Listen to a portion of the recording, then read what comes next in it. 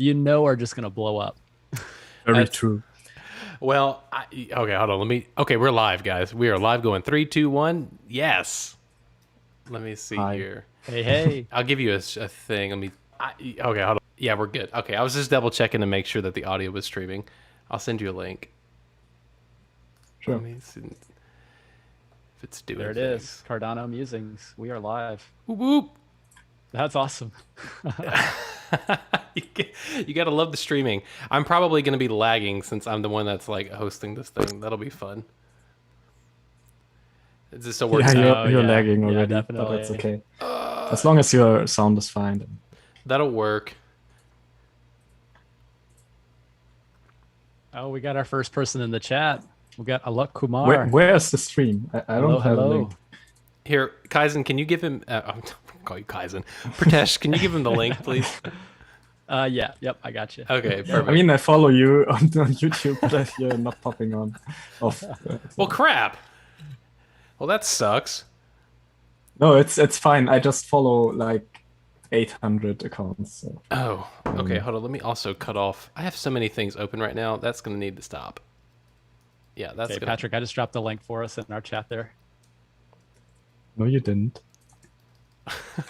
So then, no, Oh. in the Twitter chat. Oh, in the Twitter, in Yeah. the Twitter chat. Oh, I see. I see. It's like, wait a minute. Okay, we're resuming. Boom. Yeah, it is a bit laggy. It is a bit laggy here on the live stream there. Oh well, shoot. Okay, Yeah, maybe it'll like chill out now that I'm cutting off other things. We're gonna go with that. I'm gonna hope and pray that that does that. Okay. Let me know if it's still laggy. If not, it's okay. We'll keep Okay. Okay. I've got my eye on it. Just keeping an eye on the chat. do that. Uh, And actually, yeah, I can. hello from India from Alok. Hello, Alok. How are you? Oh, hello, Alok. Where from India are you? And I'm gonna stop recording it on my computer too. Oops. I forgot to include the Recording link stopped. in my tweet. Did you hear it say recording? That's very smart. Oh man, here I'll tweet it. Here, Patrick, when you tweet it, I'll share it so we can get people on here. Yeah, so I met Alessandro yesterday for the first time, which was awesome. Oh man, okay, tell me about this. This is kind of amazing. When you said that, I was going. When I saw your tweet, I was like, "What? How did that happen?" Yeah, it was really fun. He also got the residency, so we just met. We've been speaking a lot. He's like the main person that I speak to about Cardano, because we're just so similar somehow. I mean, we both come from southern Germany. We're both the same age. Both study the same things. Both do NFTs on Cardano. So, it's very fun. Yeah, and then we met, and then we went to the we went to the park where it was really hot. The weather was extreme, and then we chilled there and talked. Yeah, That's amazing. and that's it. It's That's very actually tall. really cool. It's nice that you guys are both in Germany. You actually Yeah. get the chance to like see each other face to face. How's the things going on as far as the COVID situation there in Germany? It's fine. We are very far behind with like vaccination. I'm not sure why or how, because the Pfizer vaccine is actually not Pfizer, but it's BioNTech, which is a German company, right? So I don't know. They just fucked it up, I guess. But Just said wordy dirt on YouTube. That was fun. yeah, We're going to put It's this is getting not, demonetized. Yeah, we're going to have to put this demonetized for sure. not for children. This is not for children. I'm sorry. You're But it's getting a lot better. It's all reopening now, and That's I'm fantastic. quite happy. Yeah, that's How really how good. is it in the US? Are you all vaccinated now, or? That's a great question. That changes from state to state and potentially from county to county. Okay, I see. Yes. Pritesh, Yeah, I'll let where you I'm handle at that right one now. first. Yeah, in the South, I'm in Georgia right now, so we for the most part have really gotten relaxed with the whole masks mandate because before it was like wherever you go, social distancing, masks, all that kind of stuff. But I feel like now what they're doing is they're changing the narrative to if you have been vaccinated, you're not required to wear a mask. So Okay. that's really kind of what we're seeing now. Me personally, I haven't been vaccinated just because I have a very healthy immune system, and I think that's probably the best thing to do. It's like just eat good food, get exercise, drink lots of water.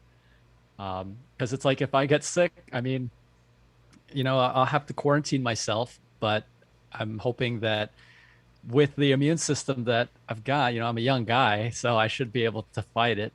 Unless I die, in that case, I'm gonna have to give my private keys to my grandma. Let's talk Good about luck with those that. private Yeah. keys, Pritesh. My God. I will personally make sure that your grandma gets your private keys. Just Hey. entrust them to me. It's totally fine. Well, hey, he can split them up. He can give you half of it, and he can give me the other half. So, we can be like Wonder Twins. Our powers combined equals Pritesh's keys. So Yes, Yeah. yes. multi-sig can't come fast enough. Oh my God! Right. I know. Very true. I'm Team Moderna. I got so I work with. I spend a decent amount of time around octogenarians, so they're kind of up there. So I got both Around of what? them. So 80-year-olds, octogenarians. Sorry, no, it's okay. Okay. And so I got my first jab was it was fine, and I got the second one, and my wife made fun of me. She's like, "You're like a baby. You're like shivering, and you can't." You're like, I'm not joking. I was fine, and probably 10 hours after my second jab, I went, man, it's a little cold. And then about 10 minutes later, I was like shaking and I couldn't stop. And I was like, oh man, I can't stop shaking. Why is my body anyway? So, and then I proceeded my for the God. for like the next 24 hours, I had a visceral reaction. It's just my body was going, yep, there's an intruder. This is, we need to go ahead and take care of this. So, yeah, I wouldn't want to get it again, but yeah, that's where I'm at. So we're house divided. I think she's Team Pfizer. I'm Team Moderna. So yeah, that's what's going on. So we have the entire gamut here. Nice. There you go. Oh Yep, oh cheers no! to that. Oh no! Hey, we got a couple people in the chat. Eye of the King. We got Luke here. Hello, Eye of the King. What is up? How Oh, much Hey, Eye of water the does King, a if you want top to- SPO generally drink? That's a good one. that's for you, Kaizen. You're the one with 19,000 followers. Hey, let me see here. Water. I got something here like this right here. So you fill this up like 2 times a day, basically. Yeah. Hey, listen, Bird. I got a Nalgene bottle. Come on, this is like and then I also have a coffee, and then I also have sake. So there you go. Salud. Yeah, but everybody joining us in the chat, I hope you guys are doing well. This is a kind of like just a friendly conversation. We're just welcoming in the weekend. We've got a few libations going on. We're just having some fun, just talking about all things Cardano. We've got Patrick with the Stake Pool Babel, and we've got Ryan with Muse Stake Pool. Whoop whoop. And we have Absolutely Kaizen Crypto. amazed at how fast you can switch to YouTuber mode. I've Yeah. gotten entirely too good at this from doing like rehearsals on live stream. So, yeah. And guys, he introduced us, but if you don't know who this is Kaizen, the one and the only, right? So with Kaizen Pool, and then what's that secondary one? We got Kaizen, Krishna, Kronos, and Kobe. Whoop, whoop. Yeah, he We just said we got a happy family. 4, right? Or yeah. Do you see any judgment? cool. There's no judgment here. No judgment. There's a judgment. little judgment here. Tiny amount. And that's what I'm hoping we can talk about today, because I feel like it's on everybody's mind. We actually had the conversation with Spakra the other day, So I feel like this would just be a great opportunity for us to talk about that. Hopefully welcoming some comments from the chat. We got 10 people watching us today, so thank you everybody so much for joining. Please and please. It's Oh, we have the Aya King said he loves us. I hey, Hey, we love right you too, here. man. Honestly, Eye of the King, if you want to make an appearance here with your camera, with your real voice, right now, just drop us a line. I'm sure we would Yes. all we would all be honored to have this world premiere. I'm telling you. I mean, I think he's gonna make his premiere at Epoch's End someday. Yes. Is it gonna be like the first in-person Cardano like Cardano meetup, and you're gonna see like this bird costume, like actually not in a costume, it's gonna be like a guy walking around with like a bird head, and then he's gonna come up on stage, and it's gonna be like the big reveal. Yeah, that's what I want. Yep. That's all I want in life. Oh, One Trippy Planet said, great job on the unsigs, Patrick. I'm addicted for sure. And he made this point. He said, clean execution. I have to tell you, as someone who bought 39 of these things, like in a row, like I was sitting here, I had Daedalus open on one screen, and then I had my mobile app, my Yoroi app, open on this one. And I was like, okay, which one am I going to use? I'm going to use this wallet. And then I had your unsig page open up, and that was like, scan your QR code and send your amount. And I was like, and it was just like, it was doing it, and it just made me very, very happy. It was awesome. Yeah, that's awesome. I'm very glad that it worked so well for you. Makes me very happy. One thing that I found was really cool. If you look on pool.pm, there was that one day where all you saw on pool.pm, right? Yeah. It's just this. You just keep scrolling. It's like unsig. It's just so crazy. Yes, amazing. It's genuinely amazing. We have that. That's the whole thing. Most of these unsigs actually went to one account. Like we have 3 or 4 whales with like over 1,000 unsigs or multiple thousand unsigs, and that's like crazy to me. I mean, those people spent tens of thousands of dollars essentially on the project because they truly believe in it, and I'm just I'm just glad to be a part of it. Okay, but like for real, a quick second for anybody who is just not putting together what the heck is so special about an unsig. It's literally generated art. It's algorithmically generated. I mean, it's so yeah. You have parameters. It's like feeding in like DNA, right? Or you have your building blocks that yes, they get repeated, but you only have so many elements to work with, and then from that you get all of these random associations. And I know he took out a couple of like you can't make a 180 turn, etc. Alex took out like I don't know how many hundreds of thousands, so not a couple, but like most of them, right? But yeah. I mean, algorithmic art isn't completely new, right? It's been around for a long time. The thing that's so interesting is that it's actually on the blockchain, and every single NFT has like a link to the code in another transaction, and then the parameters inside of the metadata of the actual NFT, and then you can just copy and paste it, and it generates the art for you. So I look at that, and then I think of music, and there's a project that I'm aware of that it's live art, so it's live musical art on the chain, and so you can by the purchasers of so when you like release a record, you either have like the gold master, right? So it's a fancy term for it's the big master audio file that you export from either Pro Tools or your DAW of choice. And then you have the things called stems, right? And those are essentially like if you take the master file and you look at the chunks that make it up, you can, if you change those little chunks, then you can manipulate what the master file is. And so anyways, they auction them off, right? So they auctioned off the stems and the master. And if you own the stem, you can change it. And if you change the stem, it changes the master in real time. So it's like everybody having little dials on a radio, and if you change it, it changes the channel, and so it lives on the chain. And so I'm sitting there thinking, oh yeah, this is like a perfect thing for ADA and Cardano chain because it's just the cost of or lack thereof of minting an NFT on the chain. There are so many possibilities. It's amazing. I think we're just getting started with the whole NFT scene. I think there's so much to come. What is this? Oh, I see a comment. What's Yeah, we the? got quite a few in the chat. I'm telling One you. Trippy Planet says it's future proof. Yeah, that's absolutely. Oh, I the King says one day when you least expect it, Okay, I'll step out from the shadows like Batman. salute to that. So we have him on Batman. record. We have him on record saying that he's going to come out Okay. of the shadows at some time, right? He said that a lot of times. It's apparent that you don't watch a lot of the Epoch's End shows or listen to them. So that's a big blunder on your side. Well, crap. They're actually so much fun.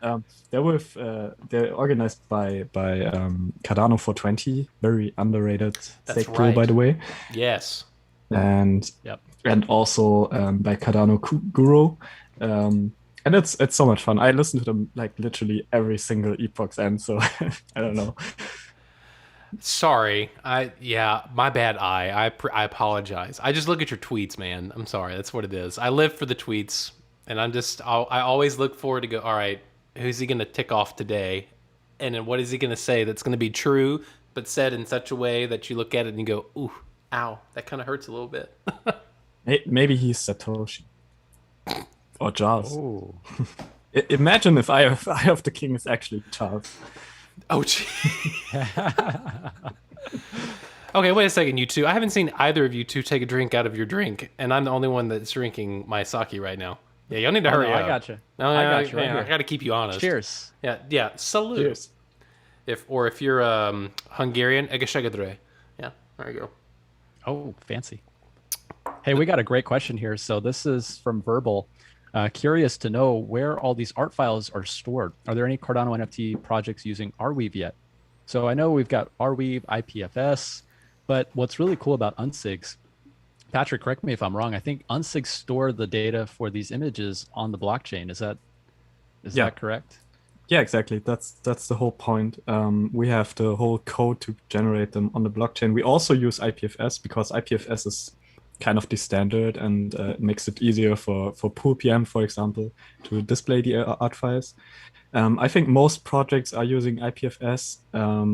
Alessandro actually for Spacebuds also used Arweave, but like he told me yesterday, and I think that's the general opinion that Arweave is not gonna be any competition to IPFS. IPFS is just amazing, and it's gonna become the standard for files like that, I believe.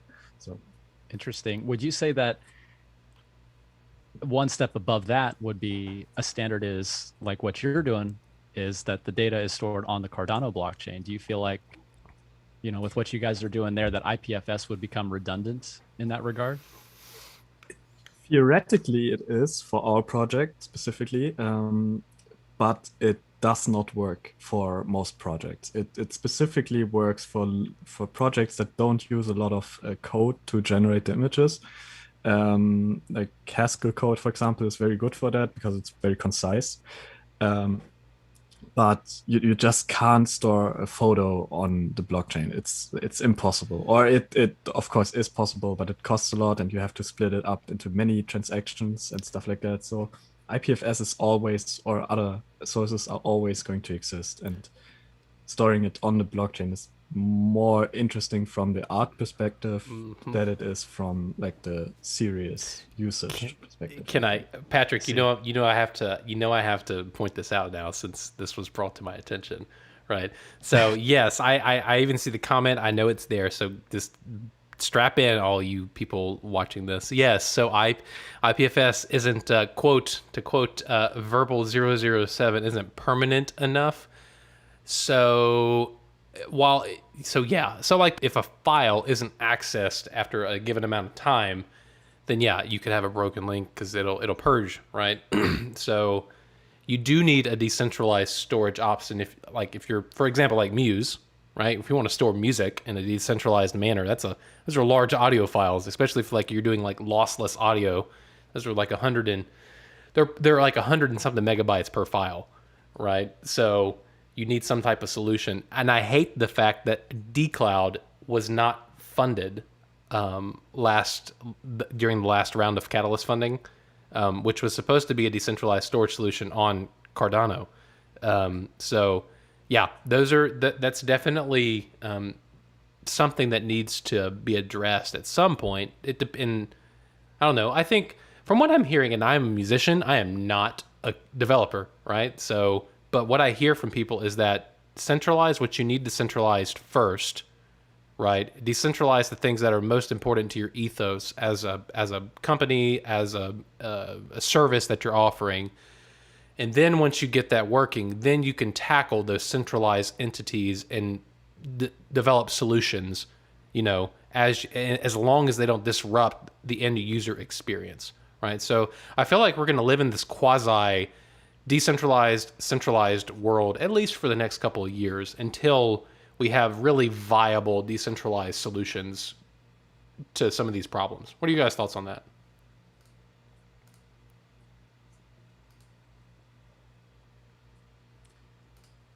I have you can go first, Pritesh, if you want, Oh no, but go I ahead. have a You're fine. Yeah, go for it. okay, I have a very unpopular opinion. Decentralization is not the answer to everything. I think you don't need decentralization for everything because it doesn't make sense. You're never gonna get rid of databases or of centralized actors or centralized storage solutions and stuff like that completely. You can do it for some things, and it does make sense to put some things that the most important key parts, like the into smart contracts, like or everything that has to do with transactions or ownership and stuff like that, but not everything. And I also don't think it's necessarily bad if files go offline on IPFS, because if they go offline, that just means that nobody cares about them in the end because nobody accesses them.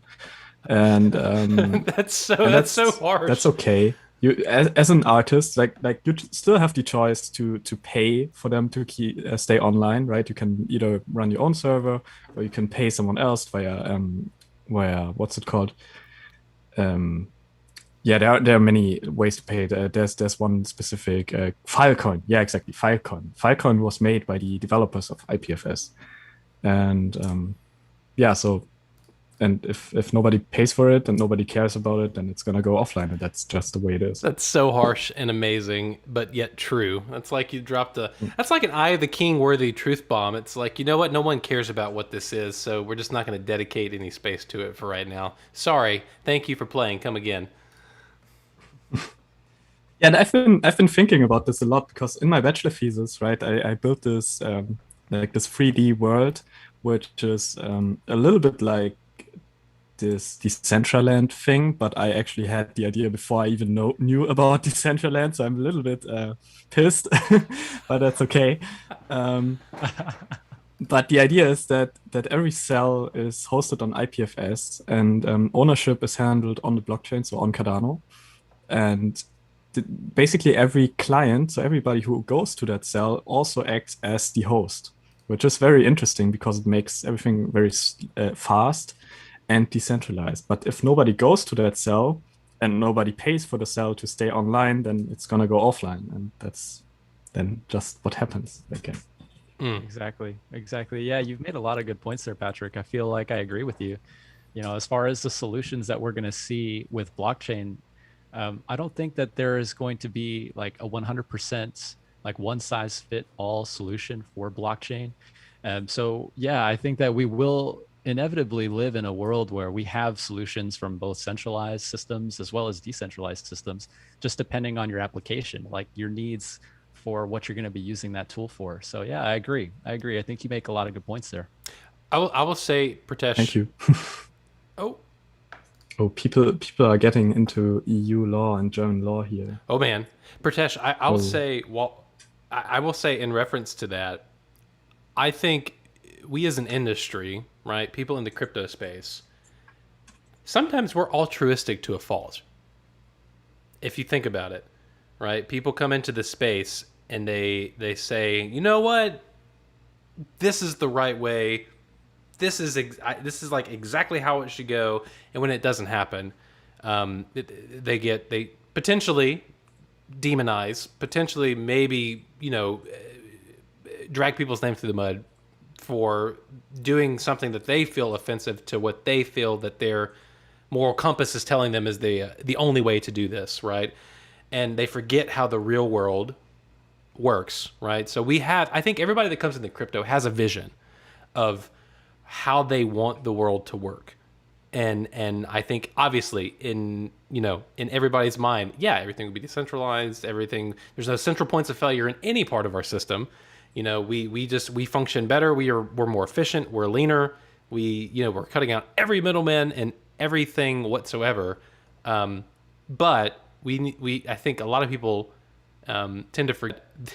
Yeah, we're at point A. You want to be at point C, but to get there, there is a transition, and there's going to be this quasi hybrid model that we're going to have to live in as early adopters until we reach that new point. And unfortunately, if you're looking at government reactions to countries, like utilizing Bitcoin, it's not positive.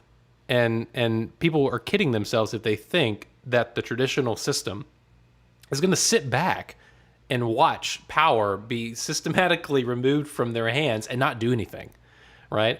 And I've been a long-term proponent of Right. it, at least in America, right, Pritesh? Like, you can watch politicians that, first of all, some of them don't even know how to use the internet on their phone, Oh, it's embarrassing. It's embarrassing. right? Well, you watch them go and have this realization in their brain that, wait, there's no central entity that we can like regulate into oblivion to stop this from happening.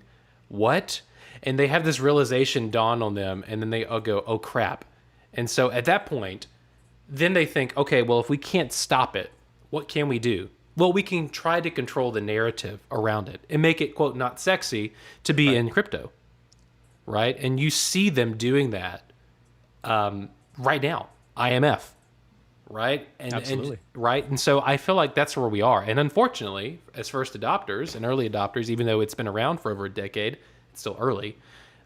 We have to play the game, and we have to play within the confines of the current system until it's so obvious to everyone involved that there's a better way. We're just not there yet. And so I think people in the crypto space need to have some grace for one another, and some understanding, because we're still small, guys. Like, yeah, we're over $1 trillion market cap, but still in in reference, right, and in comparison, we're still small. And so we need to be thinking of ourselves much more homogeneously than differently, at least in my opinion. Yeah. Yeah. If you look at the total market cap of all assets on the world, if you think about all the real estate, the commodities, unfunded liabilities, we've got so many different things as it comes to markets of scale. And, crypto right now, it's still a drop in the bucket. But what's interesting is that we're actually having these conversations. So what that tells me is that we are considered, in a way, almost like a threat to the current body, the current power structure. So that is why I think that we're seeing a lot of the talk that we are around the space right now. Is that they're trying to figure out, okay, how do we maintain control? Because I think that's what we're seeing right now, is that with cryptocurrency, you're taking the control back from all these people, like what we saw in traditional finance. And you got the banks, you got corporations, you got all these different people and industries that would, essentially they would pretty much try and screw over the little guy for the profits of the corporation or whatever type of entity. And here it is with blockchain technology, you're kind of taking all that out. So you're essentially providing a solution to the problem. So what's going to happen, I think, in the next 10 years, I feel like it is going to be a digital revolution in the sense. And, Bitcoin's been around for however long it has, 10 plus years. But I think that what we'll see in the following 10 years is the real adoption. I think people have adopted Bitcoin as this kind of digital gold narrative where we see it as a store of value. Really cool to see what we saw with El Salvador, whole bunch of these Central American countries now getting on the bandwagon. It's like that just legitimizes the narrative. But I think in terms of mainstream adoption, this next 10 years, it's going to be crucial for the future of the space. But what I have to really give kudos to a lot of these smaller countries is because they're not tied with their hands behind their back with all of this unnecessary regulation. Like you see in the United States, you can't pass a bill without having to go through Congress. You got the Republicans fighting the Democrats, then you got to have the president sign the bill. It is an absolute, just excuse my language, it's a shit show. As far as any type of progress that you would want to make, it's just too cumbersome to see any of that happen in a reasonable time frame. So that's pretty much what we're seeing with these with these lesser developed economies. It's like they're actually making progress. And I wouldn't be surprised if we see some of these economies leapfrog places like the United States, Great Britain, Europe. I wouldn't be surprised if we saw them, Africa, right? We're talking about all these different things with cryptocurrency. So the next 10 years are going to be interesting for sure. Did you see? I don't know if you saw Definitely. this. The duck pool. I told IMF that duck knows karate. I love it. No, I'm totally with you. Oh my god. So real fast to that in that vein, right? So, and Patrick, I know Germany is much different than America, at least in terms of crypto and thoughts and feelings on crypto. At least at the very tippy top, unless you're in It's Wyoming. not that different, I think. You don't think so? No, Well, I don't think so. I think Germany is very conservative, and I think the US is also. Um, so yeah, I don't know. It's also very undecided and not a political topic at all. gotcha. Uh, so I think Pritesh, to your point, after the gold standard, after we got off of the gold standard, right? At least for America, I mean, people don't realize this, but the bank, like the central bank, it is a private entity. It is owned by individuals or entities, right? So, and they do a damn good job of making it extremely obscure as to who actually gets paid dividends for their ownership in our central bank, right? So, fractional reserve lending with the banks that they can magically turn $1 into 10 on top of the banks owning the Federal Reserve essentially and then being able to print. And so they can pay themselves to make more money to then pay themselves again.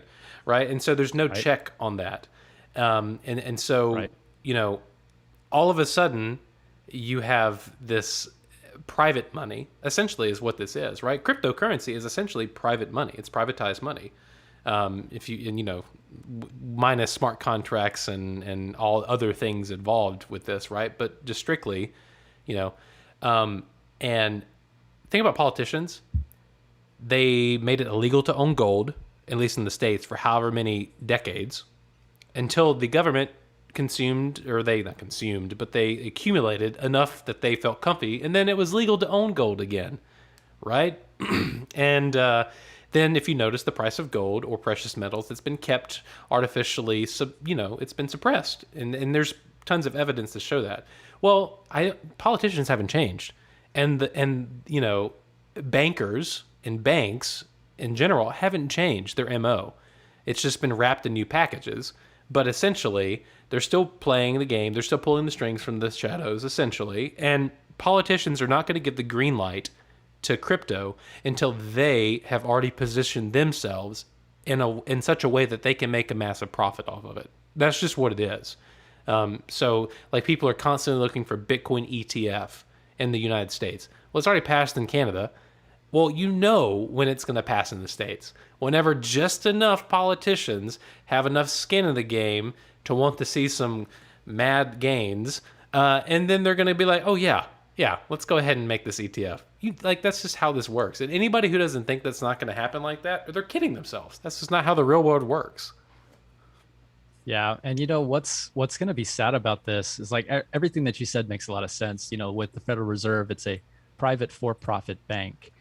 But I feel like the sad reality is that the majority of people right now, and what we've seen in the world recently with COVID, especially just to, make the situation that much worse, is the average Joe that is struggling to make it right now. They are the ones that are paying the bill. Like they are the ones who are really feeling the brunt of the effects of the monetary policy over the last 100 years. So it's a sad reality in the world today. And I think that crypto, it offers a way out. It's a solution for anybody in the world to say, you know what? I don't like the rules of this game. I want to play a different game. So, that's what it does. And I feel like our job, the three of us and everybody joining us today in the chat, it's like we're all here on this journey right now. And I think that it is a responsibility for us at this point in time to share our knowledge and to, talk openly about the problems we have in the world, because it's got to change. The system that we have right now, if we leave it to our kids the way it is, it's not going to be a very bright future. But I think cryptocurrency is that shining light. We now have the ability to take the power back and, give that monetary power back to the people. So, what you said makes a lot of sense there, but I feel like focusing on the solution now is going to be, the way we win this in the long run. That's a fair statement. So, Patrick, tell us about I Germany. I want to get off my soapbox here. Yeah, tell us about Germany, Patrick. What is it like there in terms of the monetary policy? Yeah, it's very interesting. I feel like it's a little bit calmer than in the US. The cryptocurrencies aren't really a thing here, as I mentioned. Nobody really cares about them. Nobody really understands them. Nobody really thinks about them. And it's just not a political agenda at all, which is very sad. And of course, we have the EU central bank, right? And they regularly say, okay, cryptocurrencies are a scam, which is to be expected, I guess. Um, but I'm actually very happy about the euro. I think the euro is probably one of the best things that has ever happened to Europe. And of course, it definitely benefited Germany the most because Germany has the strongest economy. But I also believe that there are things that need to change, and cryptocurrencies definitely like pose a solution or offer a solution. So I hope that more people will be interested in that. But the truth is, nobody really needs cryptocurrencies here. But they also don't need cryptocurrencies in the US, and they also don't need it in, many other highly developed countries. And I think we can all agree on that very easily. That's why we're in Cardano. We believe in the like Africa vision and also a third world country vision, because these are the people that actually need a new system. And once they have a system which is maybe only like twice as good as the euro is at the moment, that would be like 20 times as good for them as to opposed to what they have at the moment. So it's a very interesting development. Yeah. I think it's really interesting that you said that because anyone that I've spoken to about crypto, and I think we all, and I can just the three of us at least here on this call, we're from first world countries, and so I don't know about you, but I came to the space for the money. I stayed for the tech after I educated myself, right? But like I came for the money. Like I was like, oh, this crypto thing. I'd followed Bitcoin since I don't know. I was in grad school, and I think I remember in 2012. I've heard about Bitcoin, and I was like, what is this thing? And then I thought, oh crap, I can't spend $100 on this like imaginary thing. Like I'm a grad student. I don't have money for this. Well, hindsight is not 2020. Hindsight is like 8K. That's just what hindsight is, right? And so now I think back and go, God, I should have just eaten a lot more ramen and just bought this imaginary coin on the internet at this point, right?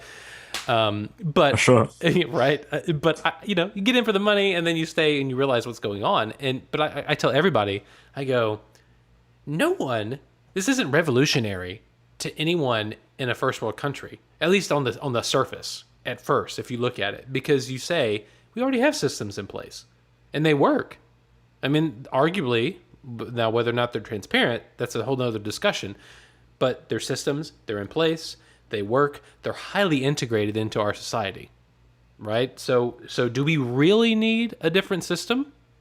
If you just stop and just stop the argument there or the conversation there, but like you said, well, I mean, God, if you're in a country where your regime changes every 6 months, and there's no guarantee that you're going to have a building that has all your records of land rights that's going to still be around in 2 years, well, then that's a whole nother conversation, right? And if you're a refugee, like if you're a Syrian refugee, and you have to leave your country, right?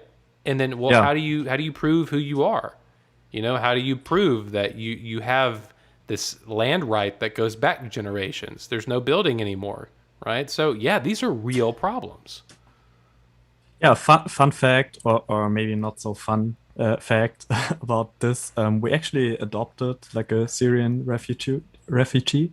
Like not really adopted, but we took him in. He came here like what's it now, 4 or 5 years ago or so, and was like 15 at the time, and then stayed with my parents for 3 years, and now he's living in Germany. He made his Wow, apprenticeship, has a job and a car and like that's girlfriend and all that amazing. stuff. That's so It's cool. absolutely amazing. But he had so much trouble with just also supporting his family and even knowing what's going on. Um, like sometimes when you see in the news, okay, they are bombing town XY, and he's like, oh my God, that's where my parents live. And then he tries to call them, and the phones are dead, obviously. That's like one of the scariest moments for his life. And I could really feel that firsthand, which is amazing, an amazingly scary experience. So, Well, that's yeah. amazing. You guys took someone in, though. That's fantastic, Patrick. Yeah, and I knew you were a it cool even guy. happened. Sorry. I knew you were a cool guy, but you know, like this is just adding to that whole like ethos of like you. I love this. Guys, there are really cool people in crypto. Like I don't know about you, but I have met some two like at least on this call. There are two amazing people here that I would not have been connected to had it not been for crypto and Cardano specifically. So Patrick, I did not mean to cut you off. I just needed to like give you kudos for that. That's amazing. That's very Thank you, but humanistic. it really wasn't my decision. I mean, my parents decided. So, and the fun thing even is they did it. So my parents are divorced. I live with my mom, and my dad and my stepmom basically took him in, and they did it right after their house burned down, which I think is amazing, even more amazing because the house burned down. They had nothing. They were literally standing on the streets without shoes, even, and then they rebuilt from scratch and took in like a Syrian refugee because they thought, it can't get any worse. Like, why not just take somebody else in and help him too? Yeah, worked out very well. Wow. Wow. What an inspiring story. Oh, somebody just said hyped for NF. I'm sorry, I just looked over and I see fire symbol emojis, and so that just popped my hype for NFT maker. Yeah, Yeah. I it am should be. too. Definitely. Guys, if you aren't following, I mean, I don't want to assume that you don't know who Pratesh is or Kaizen Crypto, but if you're not following these people, you need to be following NFT Maker, V2, right? Pool of Babel. You need to be following Kaizen Crypto. All these people on Twitter. And here's the deal, Kaizen. I think you can give more information to this. There are a lot of YouTube personalities out there that are hopping on the Cardano bandwagon as you know, as like the Reddit group has gotten over 500,000 subscribers at this point, and all you might hear from these people are TA. And I'm just going to point this Yeah. out right now. For if you watch any of my videos, and I think maybe Pratesh you did one or two, and like yeah, we might mention, well, here's the state of the market, right? But just for everybody to know, anybody that's doing Fibonacci retracements, Fibonacci extensions, here's your fib levels, here's your random triangle, right? Either symmetrical or ascending or descending triangle or flag, whatever design you would like to draw on the charts. It's essentially reading tea leaves. Okay? No one is going to know with 100% certainty what's going on. And if you're just watching a person to just know, and I say no in quotation marks, what the market's going to do, and then they just happen to tack on, yeah, I love Cardano, woohoo, I have a stake pool. Just pause for a second and just really think and just ask yourself, is this really worth my delegation? Just think about that. Now, Pratesh, Ryan, take I've, that. I've got I've got a strong feeling of who you're implying, but I'm going to keep that to myself. I feel, I think said no what one. you said, I think what you said makes a lot of sense because It's really hard to say what's going to happen next in crypto world. Like crypto is such a roller coaster.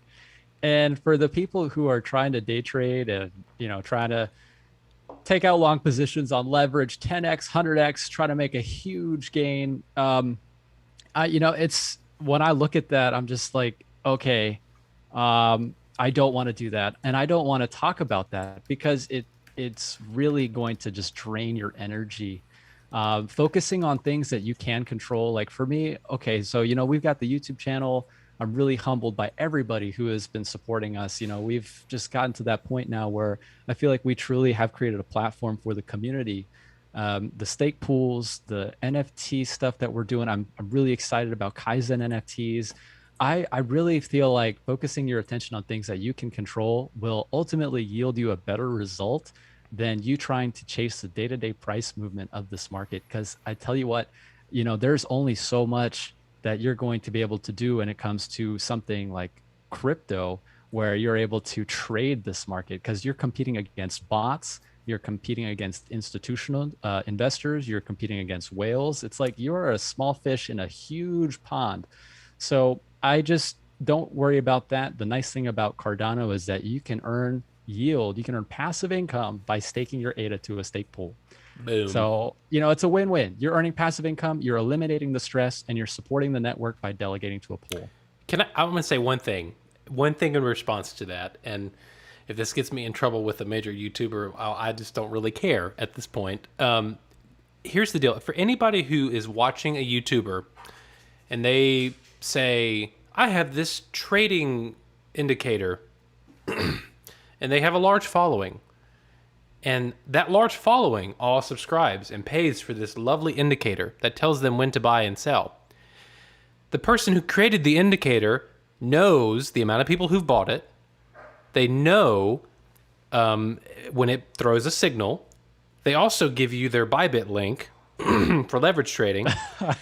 And they are incentivized to counter trade the very thing they tell you that's going to happen. Because they make money whether you win or lose. They make more money off of when you lose than when you win. So just be careful. That's all I'm going to say. Like, that's just what it is. Just go out there. Yeah. Yeah, for sure. I don't even watch these trading videos, to be honest. I have no idea what you're talking about most of the time here with Fibonacci curves and stuff like that. Yeah, Patrick, you don't need to. You're creating amazing things on the platform. Yeah, what you're building is too cool. It's way too cool. You've elevated past that. You've elevated past TA. The chat is pretty awesome here, guys. Duckpool says, "You tell me Bart Simpson is not real." Well, okay, Marge Simpson. Now she might be a real thing, but yes. Not Bart. Not Bart. Yes. I the King says Kaizen is Coca-Cola in the Cardano community with the humbleness of a lemonade stand. Man, I love you guys. That's amazing. That is amazing. Hold on. Kelkschiks? I can't pronounce that. Kelkschiz. Patrick, that looks German to me. How do you pronounce it? I actually can't see it right now. Maybe my chat is a little bit late. I have no idea. They said, what happened to Muse Stake Pool? Muse is still here, guys. Oh, cake shits. Oh, thank you, Patrick. No, guys, yeah. we had the Cardano Foundation delegation of 15 million at first for the first quarter of 2021, and it went away. And I was sad a little bit, but I was happy for the next delegator who got it, so they can hopefully maybe build their brand and do that. So, but my German Shepherd just dropped his bone down our steps. If you heard that, I apologize. But yeah, they went away, and now we're growing. So we're at like 3.2 million total staked, and like with a 900K pledge. So we got skin in the game, folk. Hey, that's pretty awesome. Just touching on that, just to kind of piggyback off what you were saying there, Ryan. We've got a question from Garrett, who might be new to staking. So what are the average yearly APY percentages on Daedalus stake pools? And are there any stake pools where you can get the percentage in a different account without having to unstake to collect like the Exodus wallet? Who wants to handle that? Patrick. I can touch on it briefly, and then if anybody else wants to add. Well, actually, I think when you touch on this, I think this is a great segue into different parameters that might or might not be coming under change here in the next coming quarters. Yeah, Yeah, I agree. That'd be a great topic. But the average yearly APY right now is around 5%. Most stake pools that have the correct performance, ones that are online minting blocks, about 5%. And without having to unstake to collect like Exodus wallet. So, if you're staking to a pool every 5 days, you're earning rewards. Those rewards are automatically compounded. So you don't need to unstake to claim those rewards. Those rewards are automatically added to your wallet and they're automatically delegated again for you. So Gareth, if you're looking for a pool, you got 3 stake pool operators right here. The 3 of us are building on Cardano. I would look for somebody who you trust, who you feel like has an open line of communication with, who you feel like provides value. And then, as far as the Exodus wallet, they actually have their own staking pools that they're running. I think they're advertising a higher percentage yield, but from a protocol level, it's about 5%. So, whatever they're advertising, I don't know if I would trust that. I would take it more so for face value. But those are just some points I would like to make about that. I'm not sure if anybody else wants to add to it. Yeah. So those of you that know the King of the Rats, if you don't know who that is, if you don't, then well, welcome to Cardano. That's Charles Hoskinson. He opened Rats Pool, right? And he made a comment, and he said, "I'm going to set the percentage to I think he said 100 or 90. I can't remember what the actual percentage he actually set it to is. But here's the deal. 10. To 10? Okay. Yeah, Well, that's 10. not necessarily bad. But he made a comment. He said, this is not a race to the bottom. And I want to make a point to that. You're going to see a lot of pools that might have 0% fees that they take, right? And that might be a marketing tool for them. And that's fine if they want to choose to do that, right? So, but I would highly encourage you all to, just because the percentage is low, doesn't necessarily mean that that's your best option, right? So if you're looking in Daedalus, it's broken. That's just the only word for it. The ranking system in Daedalus is broken. You shouldn't use that as your metric. Even if it says number 1 through 10, that means absolutely nothing as far as we're concerned.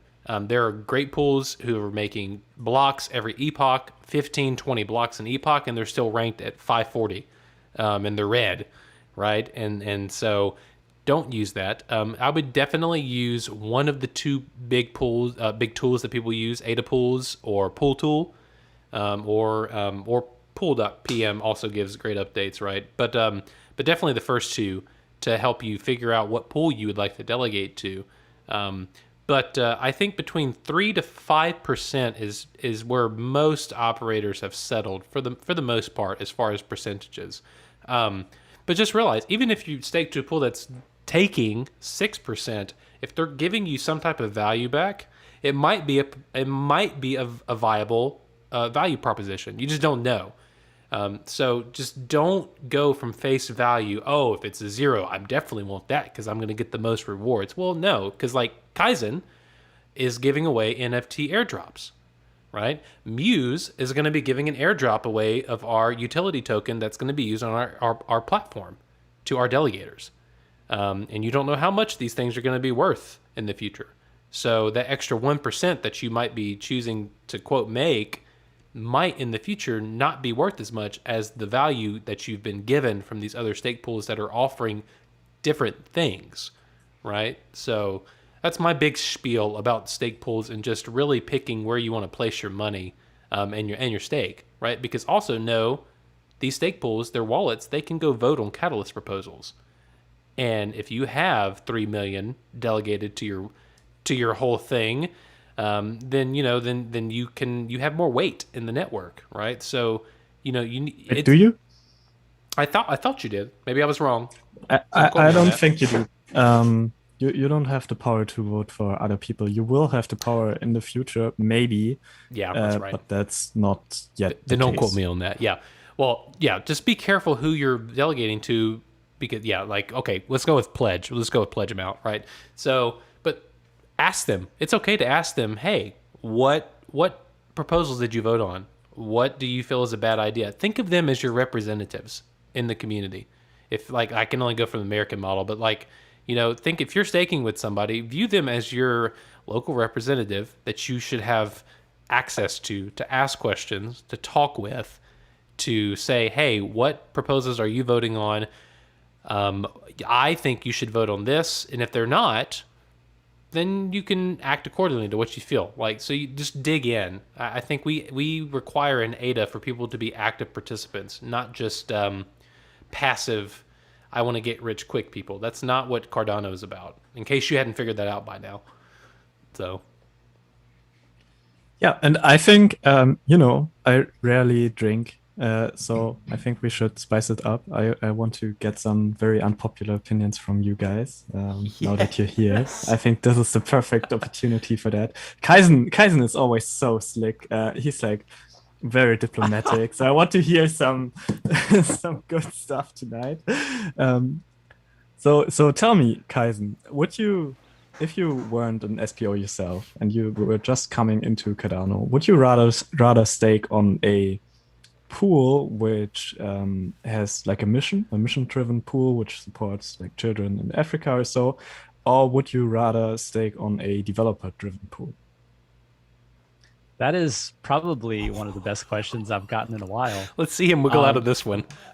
I'm ready for this. So, no, this is actually really good because it just begs the question that we are lacking so many different features. But if I had just one option to choose, like if I only had one wallet with say like 1,000 ADA, I would choose the pool that is building on Cardano. And the mission-driven pools are incredible. I love mission-driven pools. We've even got Krishna Stake Pool. It's a mission-driven pool.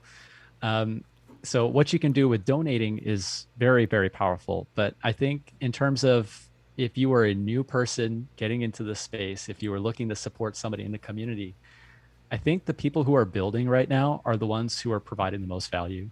And it's very objective for me to say that because what is building, right? Like that's different that's different in terms of how you would describe that for each individual person. But I do think that the people right now who are providing some type of application, there's some type of utility behind their project, anything like that that's going to add value to the Cardano community is who I would want to support. But now let's say, for instance, if I was, in the situation I'm at now, it's a little bit different. In that instance, we're able to do a whole bunch of different things. We've got the mission-driven pool. I'm not sure if the audience has seen it, but on social media, we posted that with our Kaizen NFT project, now we're actually going to be delegating to single pool operators. So it's like being in a position like that where you can say, we're trying to bootstrap other people in the community. Wait. I just want to drive that home to everybody that if you've been in crypto Twitter and you've seen the, what's the word I'm looking for here, Kaizen? The animosity? What did you say, Patrick? Never mind. No, the vitriol. We'll go with vitriol. I like that word. Yeah. It just rolls off the tongue really, really well. That's going on in Twitter right now, in crypto Twitter land, about people running multiple pools, and they're going, you're killing decentralization. And now Patrick has a slightly different opinion about this, and I love this, and we can get into this. Yeah, no, we can talk about We can argue, yeah. Well, not argue. We can respectfully have a conversation. Can debate. Yeah. We've lost the tool of Platonic and like Socratic debate in social media. But yes, like people that are like going after folks that are running more than one stake pool and they're going, it's bad for decentralization. I'm just saying, it's nice to see an OG, which you are, Kaizen, an OG pool operator, go from, hey, I'm doing this on the side and I'm making videos on my own time, to I'm like, oh wow, I'm doing this full time now, and now I have more than one pool. Well, now let me give back to the community. I don't see how anybody can look at you and go, shame on you for your success and shame on you for not. So all I'm going to say is this, and Patrick, I'm ready for it. It's going to be fun, but to like, if the protocol allows for it, then shame on the people of the protocol. If they have an issue with it, then they need to make changes appropriate. Our K parameter is supposed to be set to 500 right now, and if it was at 500, for everybody at home that's wondering, really, the protocol is asking for a grand total of 500 freaking stake pools, as opposed to 2,000. So they need to incentivize it to make it to where it's and people are incentivized to only have 500 pools. So I don't blame pool operators for operating within the parameters that are set by the protocol.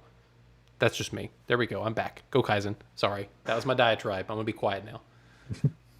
Yeah, no, that I think what you said, it's like spot on. It's spot on, right? But it's 500 saturated pools. So where we're at now, it's like people see these parameters, and we'll get into this, I'm sure, because there was that Spock recall the other day. Patrick, you were there before we went live. We were talking a bit about that, but I think it drives a very interesting conversation as to how we're going to be able to make changes to the protocol going forward. Because everything that we've seen so far was something that has been set by IOG or Emergo, the Cardano Foundation, whatever.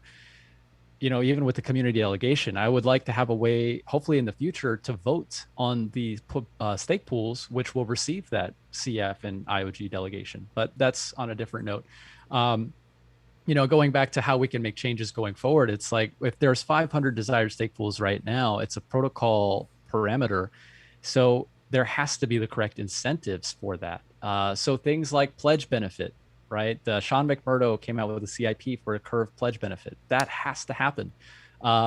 Patrick, you were talking about if I was brand new to the space and I would to choose between a mission driven or a developer run pool, I want multi-delegation, right? Yeah, for sure. It's like some of these small things, but the end user doesn't see that. We see it. We're on the inside. We're doing this every day. But if I had to look at it objectively, I would think that there has to be a different option. So I think things like multi-delegation, you're going to have eventually K equals 1,000. There's going to be 1,000 desired stake pools. The thing with that is that IOG had come out before and said, hey, we're going to try for K equals 1,000. And then they said, well, we're going to focus on GOG, and that's our primary objective. So we had to kind of put the pause on that. So there's a whole bunch of different things right now that's still kind of up in the air, and it's because there isn't a lot of clarity on how to make these improvements. I don't know if we're going to depend on IOG, then of course, but I think like from a decentralized standpoint, we need to figure that out too. I raised my hand, teacher. I'm sorry. I have to say one thing in reference to the curved pledge parameter, right? So like what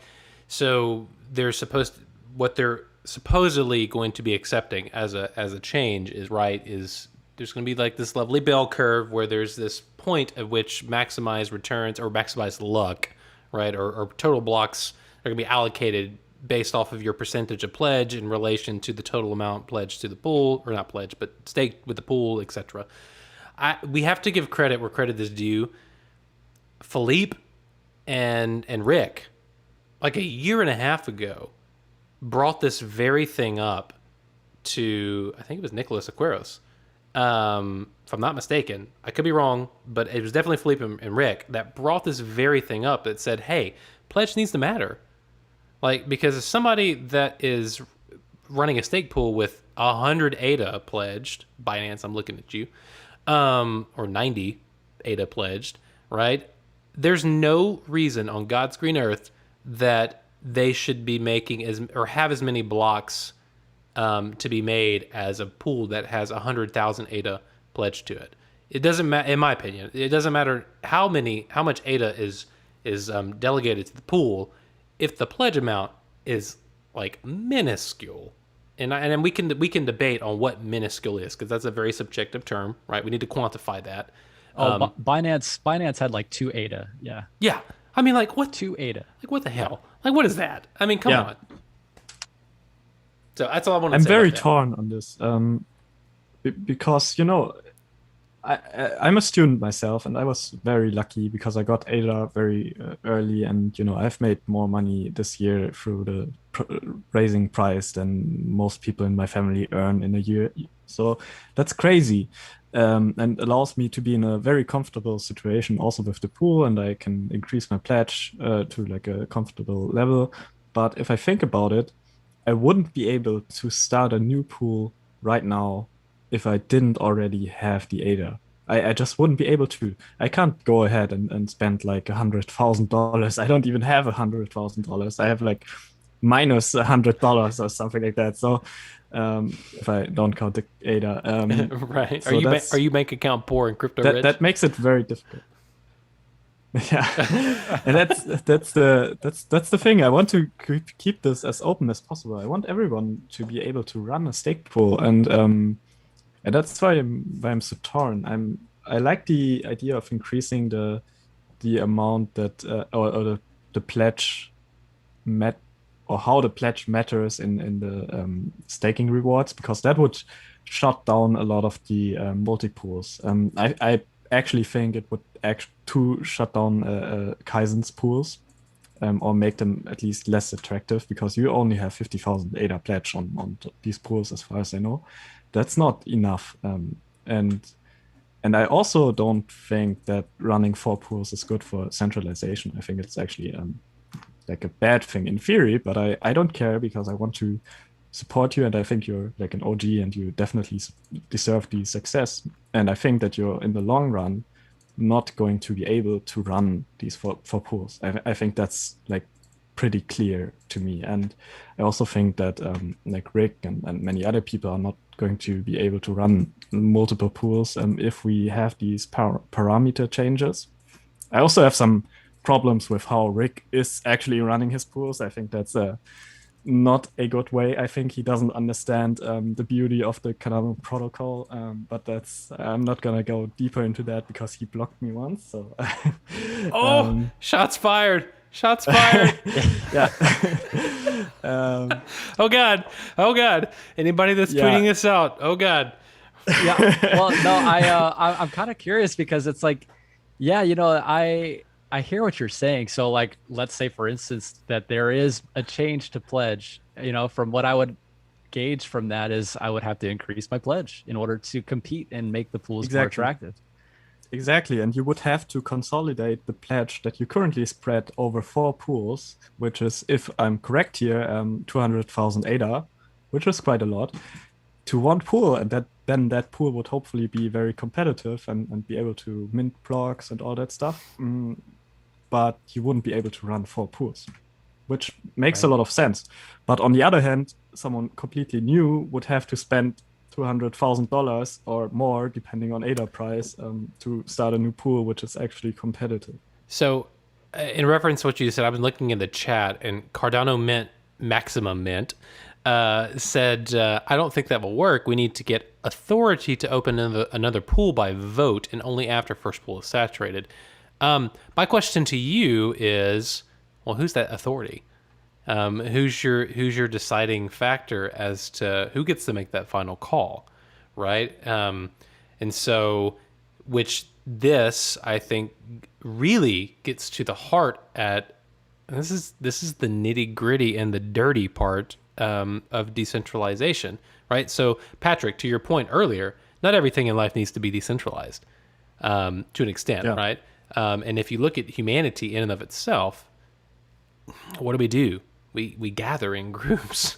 We have self-centralized ourselves over time, out of necessity and out of convenience, right? For sure. That's human nature. So I'm not downplaying that comment you made, but I do think, if you really get to the existential side of things, well, who is this mythical one person where the buck stops? And I think that we're really trying to figure that out. And I think the maximalists, and I don't mean Bitcoin maximalists, but the crypto maximalists in people would say, well, it's the protocol, right? The protocol is law. And I mean, I've heard people say that, right? I mean, even high profile people. So, I don't want to be the person that makes that decision. I'll be quite frank. I really don't want to be in people's crosshairs for that. There's a very big problem with that as well, because if, like, imagine we have like a global vote and every single ADA holder votes on the protocol changes for small pools, or for K increase and A0 and stuff like that, then we would essentially only ask a very specific target group at the moment, because in the end, Cardano is not designed for the people that actually hold ADA at the moment. Most people that hold ADA at the moment are living in Europe, the US, and Japan. And that's the truth. And barely anybody who owns a car or South America or poorer regions. And if we vote on important parameters like the like A0, then that would like exclude the whole region or a whole region in the world and make it potentially harder for them to actually be included in this whole ecosystem. So I'm very torn about all of this. This is a very hard thing to tackle. And they might vote in a completely different way if they had a say, right? Pritesh, I'm sure you have words in reference to this, but Patrick, I think it's a very poignant comparison and just correlation to draw. And if you really think about it, I think you're spot on. And I mean, I've given some thought to that, but not quite to the extent that you just made. The people that are deciding these things right now are the people who don't need to decide them. Truly, if you think about it, it's if they're truly building ADA for the unbanked and for the lowest common denominator among us, then shouldn't they have a greater say in parameters? Because if this is supposed to be their, not to get not to go down the rabbit hole, but their salvation and their deliverance from third world into and bringing them, giving them the same tools as the rest of us, wouldn't we want them to have more weight in guiding the protocol? But right, so there's a somewhat a conundrum there. So I agree with you. I think that's a very poignant way, and it's kind of like the elephant in the room a little bit, right? Because like we're early adopters, and I still think anybody that's buying ADA right now is an early adopter. We don't have like Ouroboros Omega out in the world. We don't have smart, we don't have these things on mainnet yet. We're early. Whether or not you feel that way or not, crypto space time is dilated, and it's weird, and it feels a week feels like a year almost sometimes. But I think that's a very valid point, and I don't necessarily know if I have an answer to that, because from a selfish point of view, I go, well, no, I'm invested. I'm in the ecosystem. Like I'm building, just like you, just like Pritesh. And it's like, well, I would like to see X, Y, and Z, but that's coming from a very Anglo-Saxon, I live in America, I'm first world point of view. And so yeah, that's and Kaizen, you have more input. I would feel, because your charities that you're working with, they have a lot of input in Africa, correct? Well, in India, we're donating to places in India. I thought you had two charities. I'm sorry. Just to kind of. Oh no. I mean, we had kind of helped with the Africa initiative as well, just with Proof of Africa and all that. But yeah, the Krishna stake pool is for India. But just to kind of piggyback on the topic, is that I feel that the people that are now coming into Cardano, and like Patrick was saying, they're not really holding a whole lot of ADA. Like, let's say they're in the poorer regions of the world, South Africa, or no, not South Africa, but South America, Africa. A lot of these people, they're looking at Cardano and they want to make decisions, but maybe it's not the best thing for them to be making decisions that affect the whole protocol. And to that note, I feel like the stake pools will become, I guess, the way that people are able to vote for these different parameter changes. Because if you think about what a stake pool really is, it's a whole lot of delegation that's concentrated to one entity. And now that also is going to, in turn, kind of put into the question of how decentralized is it really, if you have one person making the decisions on behalf of thousands of others. But, for what it is, if you're going to delegate to somebody, you're kind of effectively giving that right to mint blocks on your behalf to the stake pool operator. So I think when it comes to voting on parameter changes, I think that could also be a very viable option. That's a democratic as far as, yeah, it's like, okay, so I'm going to vote for somebody, but I'm going to do so by giving my vote to somebody else. So I'm going to have somebody else vote on my behalf. Exactly. So it's like a republic, a democratic republic. Yeah. But this leads to another, like, even more serious question, in my opinion. And I don't want to bash Cardano here though all the time, but there are some major problems that we have to think about, I believe. In the end, when you go to other people, like outside the cryptocurrency system and outside of Cardano, and you tell them about the voting system that we're going to build or building at the moment, it's like you the more money you have, the more voting power you have, and that's the harsh reality. And I actually think that's not the way to go in the far future, because I mean, at the moment, we decide about which dApps get built on Cardano and which random stuff is being done for adoption, but it's all very small scope. But imagine we get to this point where we have like not only a billion in the treasury, but we have like a trillion in the treasury or something like that. And we really are large scale, and we have like projects that are outside of Cardano, like for example, building a road in India or building XY in random places, and really impactful things, right? Um, then it wouldn't make sense to have all the voting power concentrated into one place, into basically one geographical area, which would then still be the rich countries, right? So I think in the long term, voting has to evolve away from that and has to evolve more into the Atala Prism KYC direction, where you have to authenticate that you're a real person and stuff like that. And that's the ideal future. Of course, everyone holds ADA, everyone uses ADA, and then everyone votes on ADA. But as long as there are like bad actors and people who don't want ADA to succeed, that's obviously not going to work. But yeah, it's definitely tough. I think people that were here during the testnet, right, during the ITN, and stake pool operators that were birthed out of that, right? That was a very, very, very small subset of the entire Cardano ecosystem, right? And so I feel like, people that have been involved in that, right? Like I tried to spin up one that was not successful.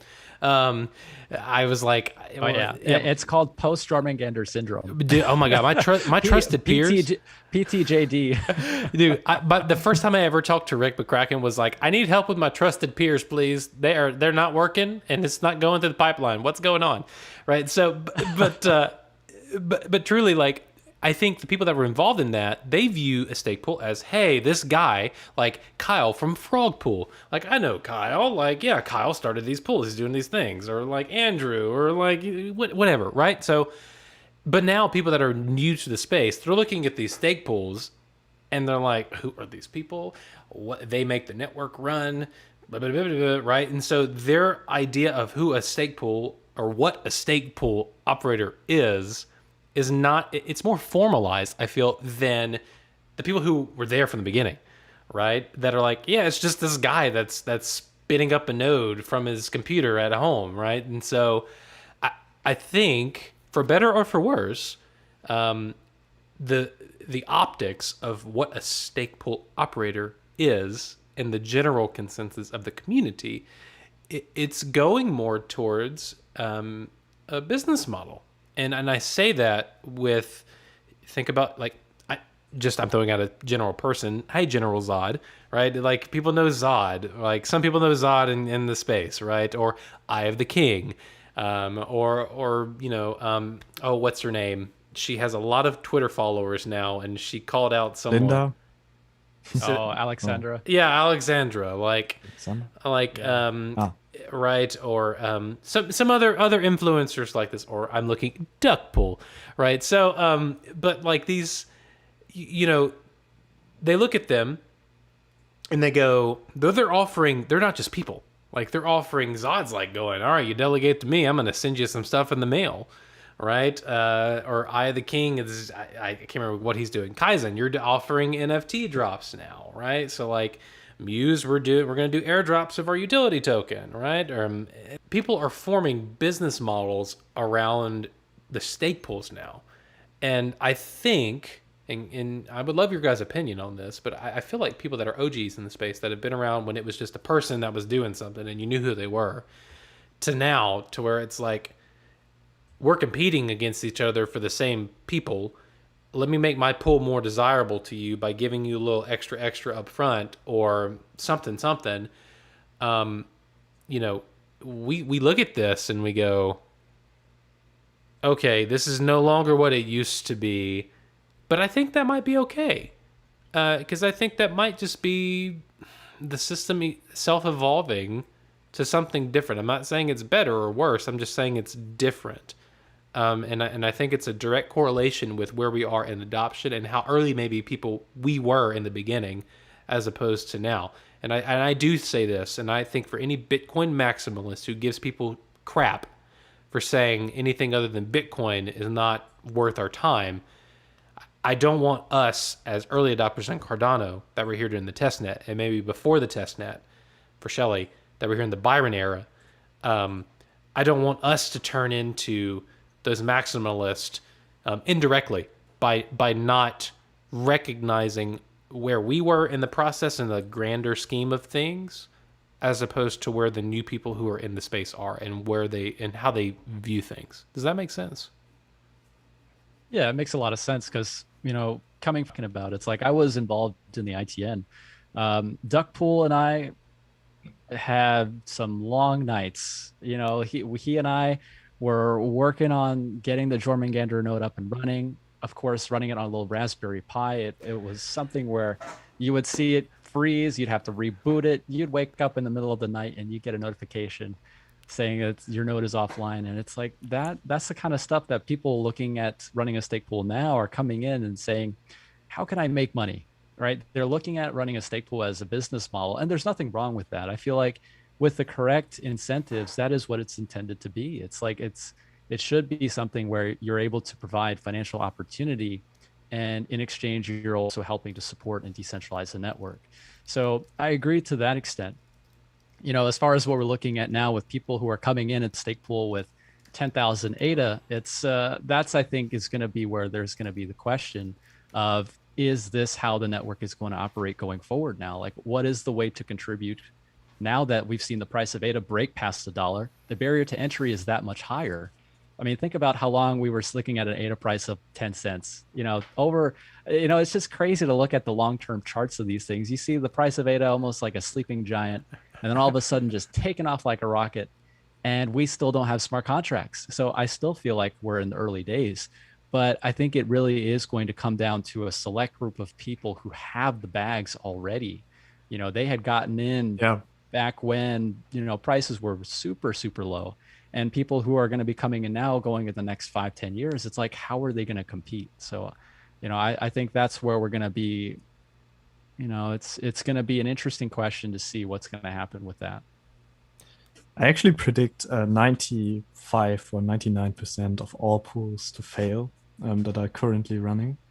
And I'm not exactly excluding myself here. Who knows? I'm definitely the pool is going to be successful in 5 years.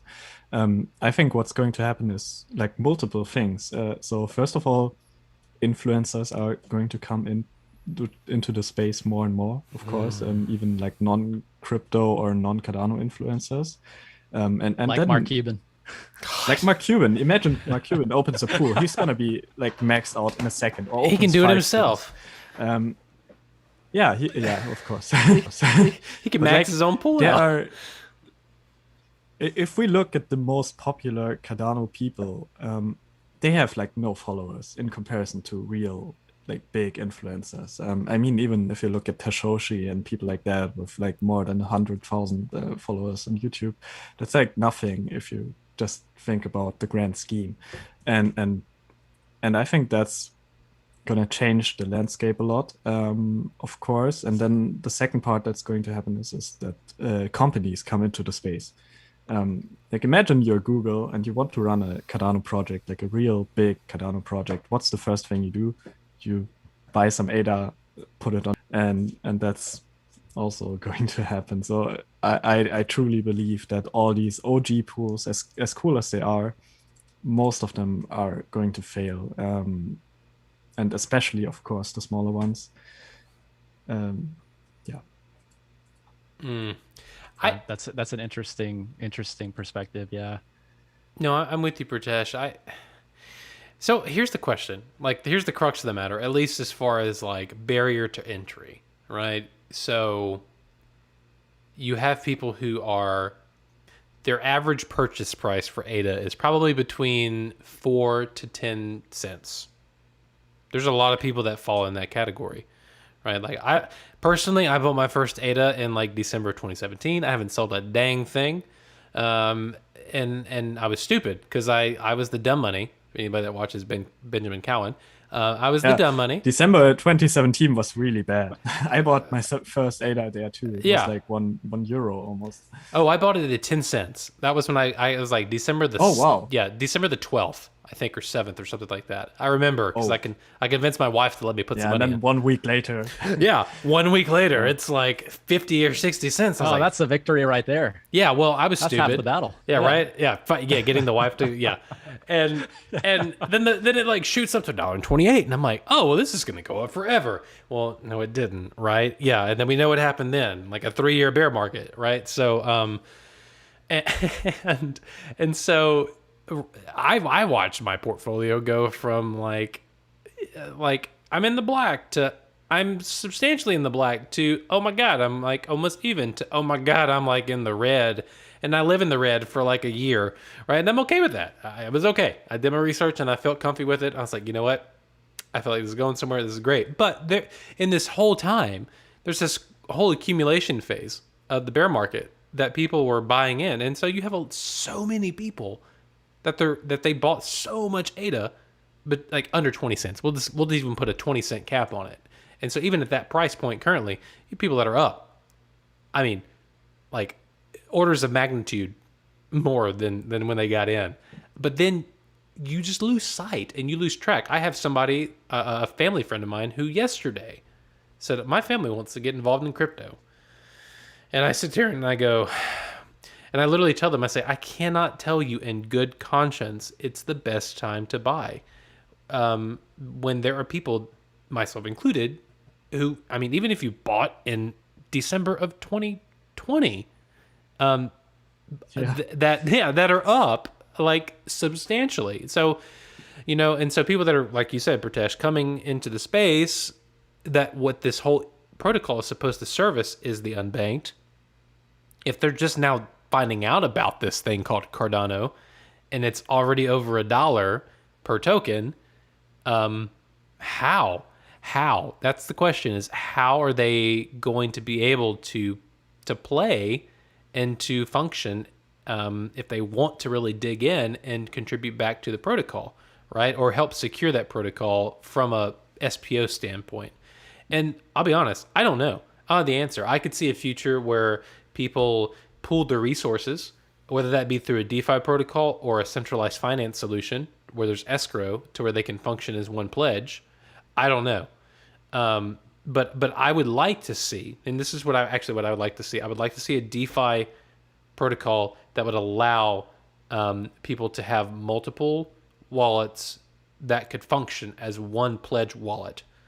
And then that way they could combine to create a pledge that's within the parameter that whatever parameter that IOG sets, at least for now, until they give us control over parameter settings, that falls within that parameter of here's your maximalized efficiency as a pledge operator or as a pool operator. That would be my what's the word? That would be my Christmas wish list, if that's what they want to do, and still not isolate the little people, right? Who they want to service. That's just me. There you go. Yeah, for sure.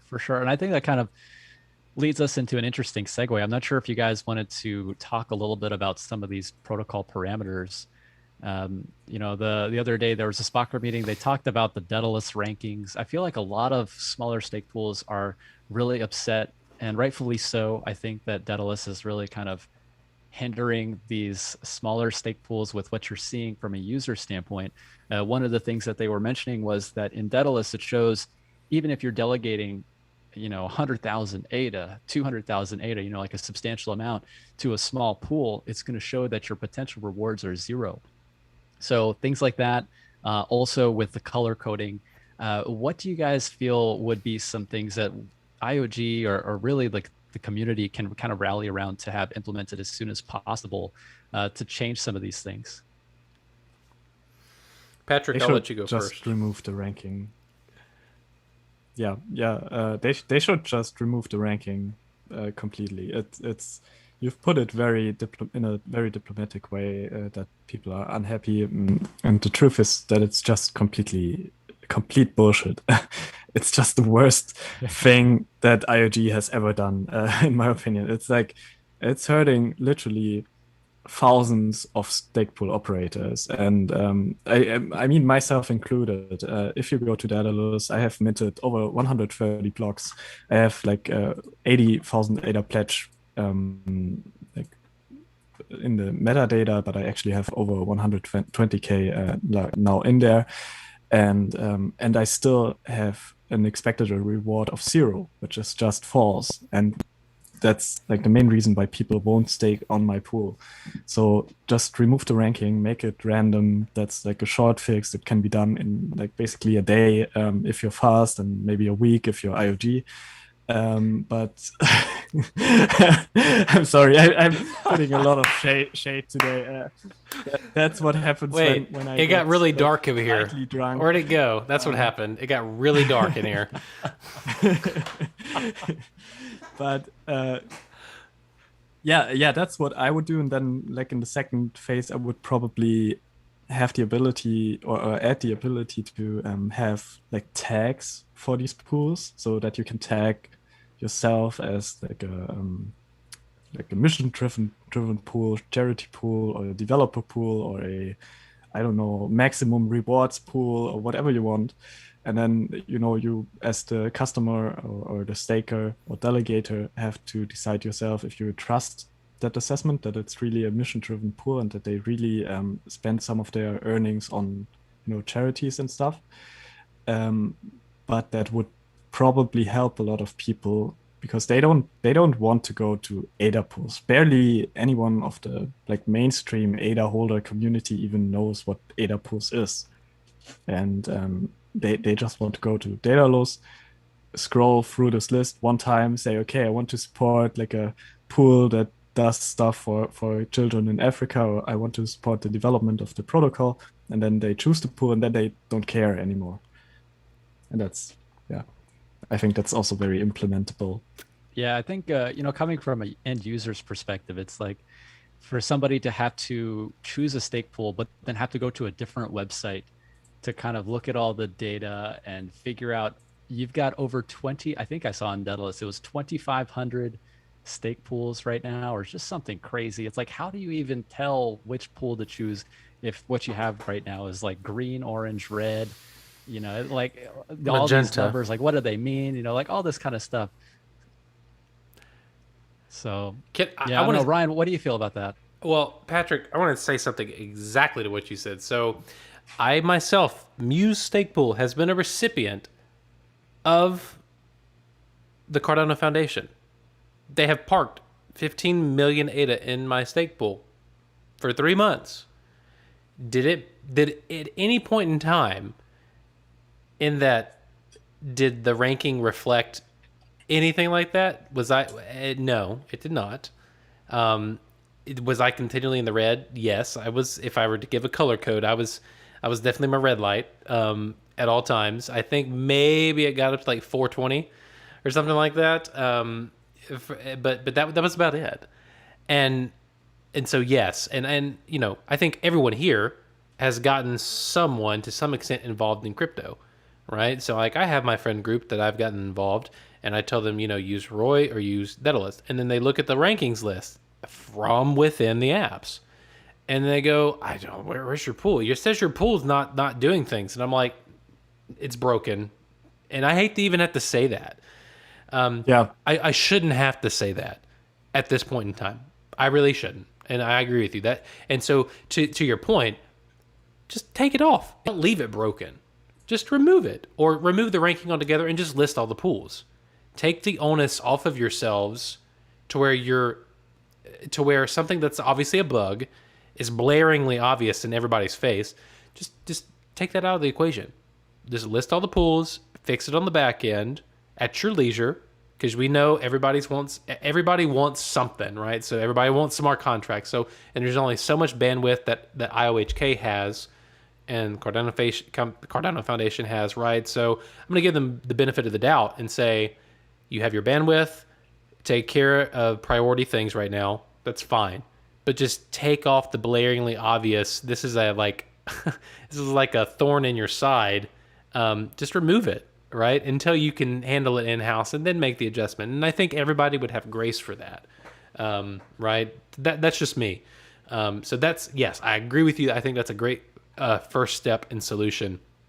But then, yes, I think we really, really, as soon as they get smart contracts on the mainnet, they need to go directly and handle the pledge parameter, and address that and come up with some solution. I don't know what the solution is, but they need to stop sweeping it under the rug at this point, and that needs to be addressed immediately. Because if you have disgruntled pool operators, eventually that's going to cause, more disgruntled pool operators, and then your network is going to be potentially in jeopardy, right? So, I'm not saying that they should be beholden to pleasing SPOs, but what I am saying is that it doesn't need to be ignored by any means. It needs to be at least a top 3 priority moving forward. And just go ahead and bite the bullet. It's going to be painful. People have opinions, and they're going to voice them. But just suck it up, deal with it, and make a call one way or the other. Right? That's just my opinion. Yeah. Yeah. And one thing I will say is that we have some improvements that they can make. And I wanted to talk a little bit about how what we're seeing with the pools that are ranking at the top of Daedalus right now is that we're seeing it's almost like a race to the bottom with these pools that are setting these 0% margin fees. A lot of these pools have a pretty substantial pledge, and whether or not it's a single wallet that's pledging this high amount or whether it's multiple people, I think that a lot of people are using the inefficiencies of Daedalus to kind of play the system with that. So what they're doing is they're charging a non-sustainable margin. Like, I really don't think a 0% margin is sustainable. And the only way I would think that a pool would be able to cover their operational costs is by that 340 fixed fee. And that's another thing that I feel like is really hurting the smaller pool operators is, for these smaller pools, they're barely getting any blocks. 340 ADA right off the bat is going to the fixed fee. So, maybe one thing that would even help with smaller pools being able to compete is just getting rid of the minimum fixed cost altogether. I think that might even prevent the race to the bottom, because if you can say, okay, eliminate a minimum fixed cost and instead have a minimum margin, you're pretty much eliminating a race to the bottom with that. So, I mean, those are just some things that I'm thinking about with like what we're seeing now with larger pools and, the rankings in Daedalus and some solutions that might benefit smaller pools. But there's like a whole host of different things that could be debated about all this stuff. But, as far as what we're seeing now, there's definitely a lot of improvements that need to be made with Daedalus. So, Yeah. yeah. And not only with Daedalus, in my opinion. I mean, you're right. It really depends on which tool you use. If you use the Yoroi app or the Yoroi Chrome extension, the Chrome extension is fine, but in the app it also shows you the calculated costs for the pool, and that's very much dependent on the stake. And for example, for Babel, they show like costs for the pool are 20%, which is just not true, even if you calculate it with the 340 ADA and stuff like that. So I don't know.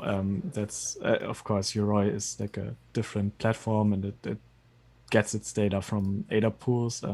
But yeah, just ranking pools all together is very difficult, and will always lead to problems, which will need to be addressed by the stake pool community, in my opinion. But yeah, I'm also very torn with the removing the 440 ADA, because it does make sense.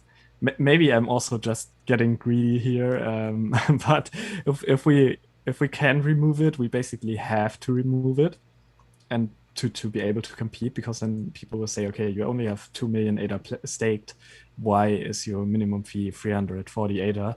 It should reflect basically the costs that you put into running the pool, which are a lot lower, but also it would probably not allow me as like a solo SPO to like live off the earnings that the pool generates. So yeah, I'm not sure about it, even though it probably does make sense. Yeah. Side note, my wife just came home, so I had to go and like let her in the door. Sorry, guys. No All worries. of you in the chat, guys, this is an opportunity. Like, ask this question. Like, if you want to get to know some SPOs, I mean, Kaizen's been out there in the world and stuff like that. But I mean, but if you want to like ask us some nitty gritty questions, if you guys want to know our thoughts, I mean, we're giving them to you. But like, if you have specific questions about our stake pools or just us in general and what we're trying to do, you like feel free to ask us that. I mean, we have opinions on the protocol, and the direction that everything's going, but take this opportunity to really dig in and get to know us, because I don't think we have any problems answering tough questions. That's why we're here. So, yeah, all that to say. Did I miss something about removing the minimum 340? Yeah, I just we were talking about how a lot of these pools at the top, they're able to get to that status because they've got a 0% margin, they've got a really high pledge and all that kind of stuff. And one thing I was suggesting is that what we're seeing now is with these fees, it's almost like a race to the bottom. And I'm sure Patrick can also add to this. But as far as what I'm thinking, as far as ways to kind of mitigate that, would be, what if we were to eliminate a minimum fixed cost, and in doing so, helping the smaller stake pool operators? Because like, just from what I'm observing, is that when these smaller pools mint to block, let's say, they get rewards, but then 340 ADA automatically off the top are being taken from the total rewards for the pool being paid to the operator. The delegators are receiving less, so they're less incentivized to stick with that pool. What could happen instead is, maybe if you were to eliminate that minimum fixed fee and you instead raise the margin and have a minimum margin, that would, I think, eliminate a race to the bottom with these margins as well. Because that's one way these people are trying to compete within the rankings in Daedalus. It's almost like they're using the system and they're trying to game the system to their advantage. It's just an idea, really, and I would love to know what you guys think about it. I think Patrick might also be able to touch on it. But what if that was something that we see in the future, where you don't have a minimum cost, rather you have a minimum margin? Just an idea. I mean, from just immediate response to that, I mean, I've given that a little bit of thought, but if you think about it, this is no shade cast on any one individual, but people like simplicity. They don't want to have to do math to figure out who's taking the most of their money or who's giving them the most of their money, right? Like, we have to be real here, right? So I think if you reflected a pool's total output in just a percentage, right, and not factor in where people have to go, oh yeah, that 340 thing they're taking as well, or whatever that is. I think that would very quickly. I mean, that would very quickly give you a ranking as to, okay, here are the people who are, whether or not they make more blocks, but here are the people who are going to choose to give you a big of piece of the pie as they can, or here's the people who are not. I think that could be visually represented in a very quick and easily consumable manner. I don't know if that's necessarily a solution, but I do think it would be less labor intensive on the delegators, just from my initial response to that. Yeah. Patrick, Yeah, do you I have agree. any, like, what do you think about that? Yeah, as I said, I think it's very difficult because Kaizen, from your perspective, you make most of your money not through the 340 ADA minimum rewards, right? You make most of your money through the percentage. and that's obviously the case for most larger pools. But from my perspective, I make like most of the rewards that I ever get from the 348 minimum rewards. So to remove them, that would put me in a very difficult decision or like place, because I have to decide if I want to stick with that or if I want to lower them. And I'm basically kind of forced to lower them to be able to compete with the other smaller pools, which will all lower them just to attract more people, and it will lead more to a more active market for sure. So I think in general it's a good idea. Like for the protocol, it's a good idea. But for the stake pool operators, which already have like a little bit of stake, like myself, it would make life a lot more difficult. But I have to basically consider what's best for the protocol. So I would say that it's in general a good idea. It's like the same as you have to do, obviously, when you think about A0 and removing like the option for multi-pool stuff and so on. So there are always like two sides to this when you think Yeah. about it from a very biased perspective. Well- I think that's one of the really awesome things about our conversation is because we've got perspectives from, like all over the place. We can all share our ideas, and that's the nice thing too is that we're around a really group of cool guys here. Like everybody in the chat, the three of us having a conversation. I really just enjoy and I appreciate that. Even though we're coming from different positions, it's like we're all able to respect each other's viewpoints. And unfortunately, we've seen a lot of just like infighting with our community. So it's like it's nice to just have a level-headed conversation. Yeah. What? I'm sorry. Wait. What? We're being civil, and we're, Yeah, we're yeah, respectfully exactly. we're respectfully having different viewpoints and still validating the other person's, but still being able. Sorry. Wait. Mind blown, right? I need more. Is this the internet? Is this really crypto? Right. I think every conversation should be had over some sake and beer. I do want to say something in reference to like what Patrick said, right? So, just like also Kaizen, what you just said. I'm gonna stop calling you Kaizen. I'm just gonna call you Pratesh. The like for example, Muse. My goal of the stake pool was always when I first started this I wanted to be able to fund R&D on my streaming service, right? And so my margin has been at 4% from Jump Street. So I have my minimum, like everybody else, 340, and then the margin is at 4, and I haven't changed it, and I don't really plan on changing it. I feel comfortable, even with only, with a total of 3 I think it's 3.2 million staked with the stake pool total, even with the pledge. I feel the value proposition from what we are trying to build is a worthwhile endeavor, and I feel okay. I feel okay taking that amount for what I'm using it for.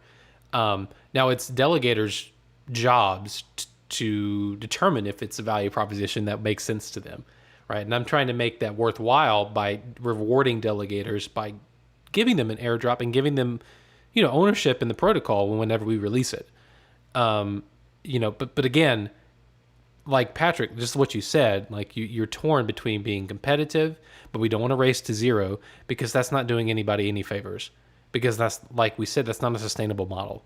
It's great for a quick not get rich, but it's a quick get a whole bunch of delegators who think they're going to make a lot of staking rewards with your pool, quote unquote. But it's not really sustainable if you really think about it. I guess I don't know about that. I don't know about that. I think if you earn 340 ADA every single epoch, that's a lot of money. Like I can run like over probably like 20 relay nodes for that money in Germany. So it's like insane. If I get 340 ADA every single epoch, that's like a day job, a very well paid day job in Germany, and that's and that's with 0%. So I think we shouldn't judge the 0% thing too much. I think it's a valid thing. and it works in every single other market as well. There's always this race to the bottom. We have like Aldi here in Germany, which you're probably aware of. They're like super efficient and cheap. We have those here. And that's why they win. That's why they're the most successful, supermarket in Europe. So, yeah. Well, okay. So we're doing like R&D on, and we're looking at engineers to like build certain things, right? And at least from user side of the equation. And I mean, guys, I was a musician. I am a musician first and foremost. And so now I've dived into the tech world that is trying to this service, and I'm finding, man, I was in the wrong field from if I wanted to make money, because developers are expensive. I mean, they value their time. They value their time, and I can't berate them for that. That's you get what you pay for a lot of times. But I love the fact that crypto is borderless, and so we don't have to look at maybe the highest income places to find really high quality people. So I mean, there is that side of things, but I would say I don't really necessarily think that 340 ADA, for at least what I'm trying to do, is necessarily sustainable. I don't know. Yes, for your value proposition, definitely not. That's that's on the customer to decide if they think 4% are a good fit for your value proposition. And I think it is, definitely, because you're bringing much more value to the community overall in the long run, right? Oh, thanks, man. Thanks. Or at least I hope so. Me too. God. But I mean, yeah, it's a free market. I'm very liberal, which means something very different from what it means in the US. In Germany, liberal is like the middle, and left is the left, and not liberal is the left. On. So unpack this a little bit for us. I would like some education. Yeah, so we have like a lot of parties here, and basically, liberal is pretty much like the center party, which is not being voted for a lot in Germany. And we also have like a conservative party, which is the ruling party with Angela Merkel. And we have like a far right-wing party, the AfD, which is horrible and terrible, and unfortunately way too many people vote for it. And then we have like a lot of left-wing parties, like the Greens and the SPD and the Left Party, obviously. So yeah, it's like liberal in Germany means something very different than liberal in the US, which was very difficult for me to understand at first. We're a binary system, in case you didn't know by now. People don't want to say that, but yeah, we definitely are. You get two options. I don't want to get political here, but I'm just so glad that I don't have to vote for anything in the US, because it would break my heart. Every single option is terrible. So, my wife is a political science. She has her PhD in poli-sci. So yes, it's interesting going at it from a data scientist perspective. So like a lot of people ask her when they hear she has her PhD in poli-sci, they're like, so what do you think about fill in whatever most controversial political thing going on at the time? And she's like, I'm a data scientist. I just look at the numbers. You can't argue with the numbers. This is just what we have to work with, right? So yeah, no, I'm with you. It's good. You're good. There should be a lot more data scientists in politics, in my opinion. Well, that's not as sexy. You can't be polarizing with just numbers. That's what it is. Yeah. Pritesh, you're laughing at that. You know it's true. I like numbers. I know it's true. It's not sexy at all. Except when it's ADA price. That. Okay, side note. Who checked the ADA price today? Yes. Who checked the price of ADA today out of the three of us? I didn't. I did. I always do. Yep, every day. That's amazing. Okay, wait a second. I see a question in the comment, and it just makes me happy. I want to answer it. Somebody asked, it's about music and NFTs, and I can't not ask this. I cannot answer it. It says, what is this? They said, Crap. Oh, you guys think Cardano will have Jeff Leva? I don't know who you are, Jeff, but thank you for the question. They said, you guys think Cardano will have an impact on the music industry? For example, Algorand launched Opulus DeFi for artists. I have to answer this question for a quick second. Yes, AI is going to solve this problem, you ninny. Muse is solving it right now. We're building a solution. What if you could own partial ownership of a piece of music? If the piece of music is successful, then you make without a middleman. Without a middleman. Thank you. Do you know how much money goes to middlemen? And by middlemen, I mean PROs. That's performance rights organizations, record labels, right? They have 100. If you sign with a record label, you give away everything, and they pay you what they pay you after they recoup their original investment in you. Yes, we're building that solution. That's what we're doing right now. I'm a musician. I want to make a living doing music. I can't do that with the current system unless I'm like Beyonce. And last time I checked, that's not a lot of people in the world. That's a minuscule. If you hadn't looked at my tweet, side note, guys, I don't know if you saw this. So if you know the song, what's it? So wake me up when it's all over. What's going on now? Yeah, sing it. We got a karaoke going, man. You guys are getting all of it today. No, yeah, you're getting all of it.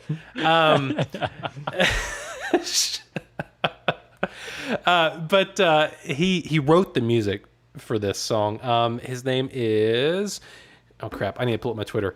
It doesn't matter. I'll pull it up and tell you later. But the point is, it was a multi-hit song and multi-millions of streams, and he got paid a grand total of $4,000 for writing this piece of music.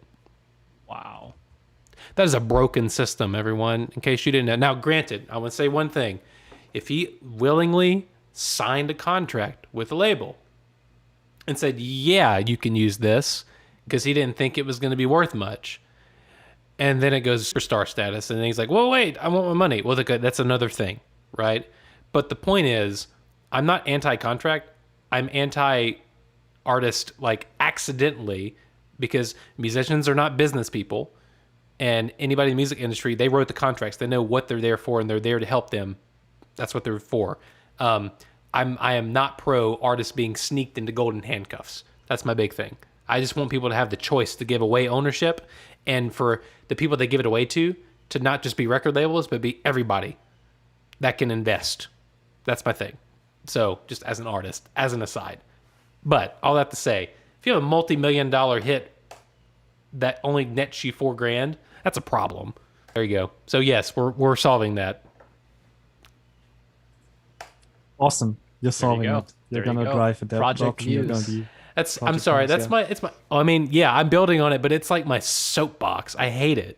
Like, I hate it. I have a professor. He is 67 years old. He wrote a piece of music. It's beautiful, and he got a check in the mail for $5. And he posted it on Facebook, and he's like, "I know I didn't do this for the money. I'm just happy 70 people bought this piece of music." And I'm sitting there going, "No, you went to school for a decade, you honed your trade for 40 years, and this is a direct product of your life and your devotion to your art and your craft, and that's worth $5 to you from a royalty check? No, that is not okay." So there you go. There's my spiel. I'm gonna get off of that right now. But somebody asked the question and I could not answer it. I'm sorry. You're completely right. It's not acceptable, and the system is broken, and you're gonna fix it. I have a lot of faith in you, so... Hey, it's okay. Yeah. Fortunately for me, I have much more intelligent people on my team than myself, so they can more than make it happen. So there you go. So anyways, if y'all, again, I want to point out one other thing. If you have not checked out Patrick's NFT Maker, version 2 coming. And if you have not harassed him about getting his bachelor's thesis done within the next 9 days, you need to go and just for the next 8.5 days. Don't even mention it. Oh my God, no. Right? And then if you have not checked out Pratesh's latest video that he's released on YouTube, and you have not looked at the 2 charities that he gives to, you need to go do all these things. So I'm just going to point this out. Like, you need to get to know your SPOs. You need to get to know us for more than just our tweets. Yes, some of us can be funny. Some of us attempt to be funny, but aren't really funny. There you go. And then so you need to know who it is that you're choosing to give your delegation to, right? So, and don't be afraid to demand more than just, hi, this is what I would like to do. Please delegate to me. You deserve more than that as a delegator. And I think people need to start raising the bar on what they look for and what they expect from people that they choose to give their trust to. Yeah, totally. So there you go. 100%. Right Somehow you're very laggy for me. No, you're coming through. Yeah. Okay, sorry. Yeah. I think that's a very good point that you're touching there. And no, I made this tweet yesterday, which kind of blew up, like about stake pool operators not understanding that marketing and offering value is important. And yeah, I don't know why I'm being so controversial like these past few days. I've dropped a lot of things today, which I normally don't do. I try to be diplomatic, but it's true. There are many stake pool operators that just fail at the whole marketing thing, and myself included. I mean, I'm lucky to have like one big whale, but I haven't been able to get as much delegation as I wish I could. But that's fine because I know that I need to step up my marketing game, and that's what most SPOs should be aiming for. And as well, you just have to build stuff on Cardano or educate people about Cardano or do whatever to make this ecosystem better, and then people will flock to you and they will come to you, and then you will find your niche and your group of people that will delegate to you. We're gonna running help a you. stake pool and We're gonna help push your pool. Like, no, please, it's fine. Don't push me too much. Here are 2 other amazing individuals. Kaizen is doing so much great stuff for the community, and you are too. So wait, can I just point out something? Can I just point out something? Everybody that's watching this, I really hope every freaking person in the Cardano ecosystem just paid attention to what Patrick did. If you listened earlier in this 2-hour live stream, which I think is amazing, if you listened earlier, he said, I don't like this idea that you have multiple pools, Pratesh, because he didn't agree with how that fit with the protocol. And he just said, oh, no, don't delegate to my pool. You have 2 other awesome SPOs right here. I'm just saying, the world is not black and white. It's easy with 140 characters to try to concatenate and really like just chop things to tiny things and make them less nuanced than what they really are. And before people start just really like going to town after folks, it might just pay to listen to understand as opposed to listening to respond. If we had more of that in our particular space, even amongst different projects, hell, we'd be so much farther along right now. That's just me. If I had one wish to change, I would really encourage all people to do that, just in my humble opinion. Yeah, so right. The world is not black and white. There are many nuances, and yeah. Oh God, we had somebody say, I think many SPOs are too politically correct and nice. Oh, shots fired. What's your opinion on that, Pritesh? I don't know. I feel like a lot of people think that I'm like the nice guy, but yeah, you are. yeah. So, would you identify yourself as political correct and nice? I would say that I'm respectful to those who show mutual respect. Like, I'm going to give you the benefit of the doubt until you give me any reason not to. And then as far as being politically correct, it's like, well, that's very subjective. I typically avoid controversy if that's what it is. And even then, controversy sometimes finds me, right? I mean, like here, even just the conversation today, it's like, that's what it is. and I'm not going to blow smoke at anybody. I'm just going to speak my mind. So, politically correct is very subjective. And as far as being the nice guy, I don't have any beef, but I always respect somebody who has a opposing opinion. And I'd like to know why you have a different opinion. And I don't think there's anything wrong with that. So you listen to understand yes. and not to respond.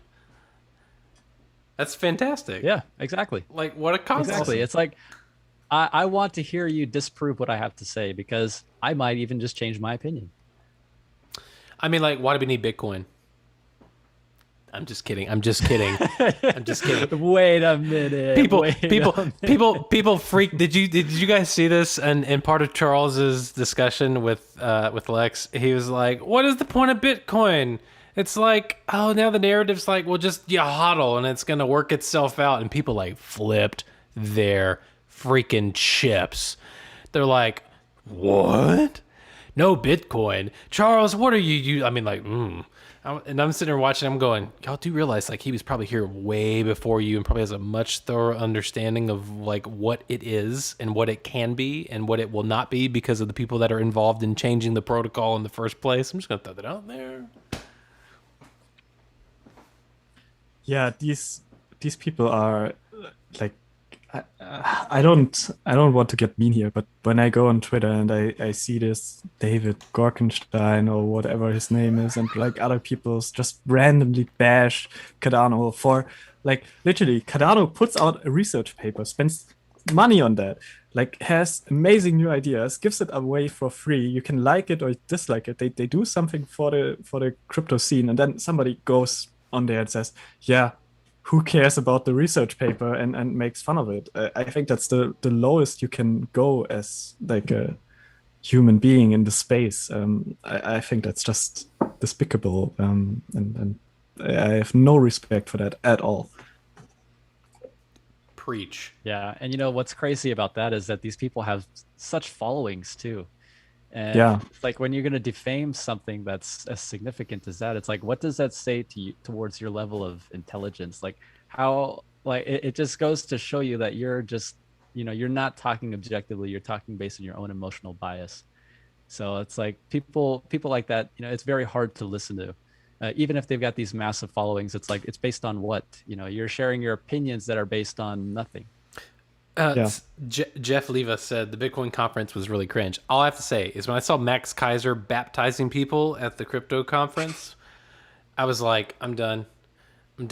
I swear to God, he looked like he was on something. Because I mean, like, I don't know anybody at that age that has that much hype. Oh yeah, and the white suit, yeah. Oh gosh. Did anybody think BitConnect? Yeah. I did. Yeah, we all did. Yeah. I mean, to their defense, it's Florida, so a lot of Florida people.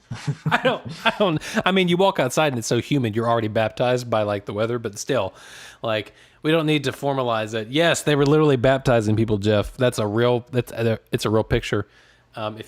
If you missed his little 30-second interview outside, like in the conference hall, like you could see the interviewee or the interviewer. He was like gradually like putting distance between himself and Max, because like he was like getting into. He's like, I thought he was like about to like do one of these things at the guy, and I was going, oh, okay, we've reached the point now. So I really do think OGs in the Cardano space need to take note of ETH maxis and Bitcoin maximals. I mean, like both of them. Because ETH maximalist, I can almost give them a little bit of a pass, because anybody who's in ETH and in DeFi, actually it was first ICOs, then it was DeFi, and then it was yield farming. And now it's DeFi again with like launch pads, right? But ETH maximalists, they always have something new to be excited about. So I can almost give them a pass on like, there's only one way. Don't you see all these things that are being built on top of Ethereum? Okay, whatever. But I think the sooner people can realize that there's in the future, and I would love y'all's opinions on this, but like I view the future of blockchain as I love Ada, what they did, since I'm a musician, the symphony of blockchains. I just love that concept. There's going to be this interoperability factor of either wrapped assets or bridges. We're already seeing those being built between Binance Smart Chain and Ethereum, but for those of you at home that don't know this, Binance Smart Chain is a carbon copy of Ethereum and it's just centralized. Please don't use that. Anywho, so, but we're going to have these multiple blockchains that are going to be doing their own thing, and then they're going to be able to talk between each other. And I really think that's going to be the future of the decentralized networks, in my opinion. I don't think there's going to be, it's not like the Lord of the Rings where there's going to be one chain to rule them all, and all of your value is going to be derived off of Bitcoin. I can't remember who said this earlier in the talk. They said what they thought the next 10 years were going to be. What I think the watershed moment for crypto is going to be two things. One, it's going to be the first time, at least in the States, that a judge is going to rule that a smart contract is legally binding. That's one thing. And then two, we're going to see inverse relationship and decoupling from Bitcoin with the rest of the marketplace. That's my two hopes. If we see those two things, and I think the first is going to happen first, honestly. I think in the next 2 to 3 years, we're going to see a court case that's going to happen, and it's going to go in the history books as the first court case that's going to claim a smart contract as a legally binding agreement. And when that happens, that's going to freak people out. Lawyers are going to be obsolete at that point, and that's going to pave the way for a completely different way of representing ownership in the real world. There's my thoughts. Come again. Yeah, Yeah. spot on. I think 10 years are going to go by quick, but then it's also going to be something where, because I've been in crypto since 2017, so 4 years. If I think about doubling that time and then adding 2, it's like it's going to be a while also. So it's going to fly by when you look back at it, but then I think just to get to that point, it's going to be a long process. But I'm hoping that with Cardano, we're able to really get to a point where we can decouple from the rest of the market. It'll be in crypto, of course. I feel like there's still going to be a whole lot of other things that are built on Cardano, but I feel like from a fundamental standpoint, I think that it'll be more of a household name. Like when you have dinner with your uncle, you go visit a family member, you talk about crypto, it's always Bitcoin, right? You're always talking about, oh, did you see the price of Bitcoin? I think that when we can get to that point where we're hearing conversations happening on, did you see this project built on Cardano? I feel like, that's really going to be where we can get to that point and say, okay, this is a mainstay name. It's a household name. And that's where we're going to really start to see adoption. So I think it is going to be a process. It's going to be a grinding time, but we're early. Everybody here now, it's like, we have the benefit of seeing everything being built from the ground up right now. It's like, I'm really excited for smart contracts, liquid protocol. I mean, just to talk about some of the projects that are being built right now, Yes. On top of what everybody in this conversation is building, but, just some of the other dApps that are going to come out after Goguen. It's like these things are, I mean, think about Uniswap right now in Ethereum. They've solved a really big problem. It's just that from a fundamental standpoint and a protocol level, Ethereum is flawed. Being with the state it's at right now, it's like you try and send a transaction, it costs you more than the value you're trying to send just to send the transaction. So it's not usable in the current state. And Cardano, it's going to fix all these things. So to be that early, to get in on a project like Liquid before it's even launched, I mean, that's just what's really mind-blowing to me. And I think if we can see the growth of these projects that are building now and look at that over the next 10 years, that's going to be what's really amazing. Totally agree with you. Definitely. Yeah. Patrick, what's another project, Patrick, that you like in the space? I think the most interesting project that is happening right now is actually Alessandro's wallet.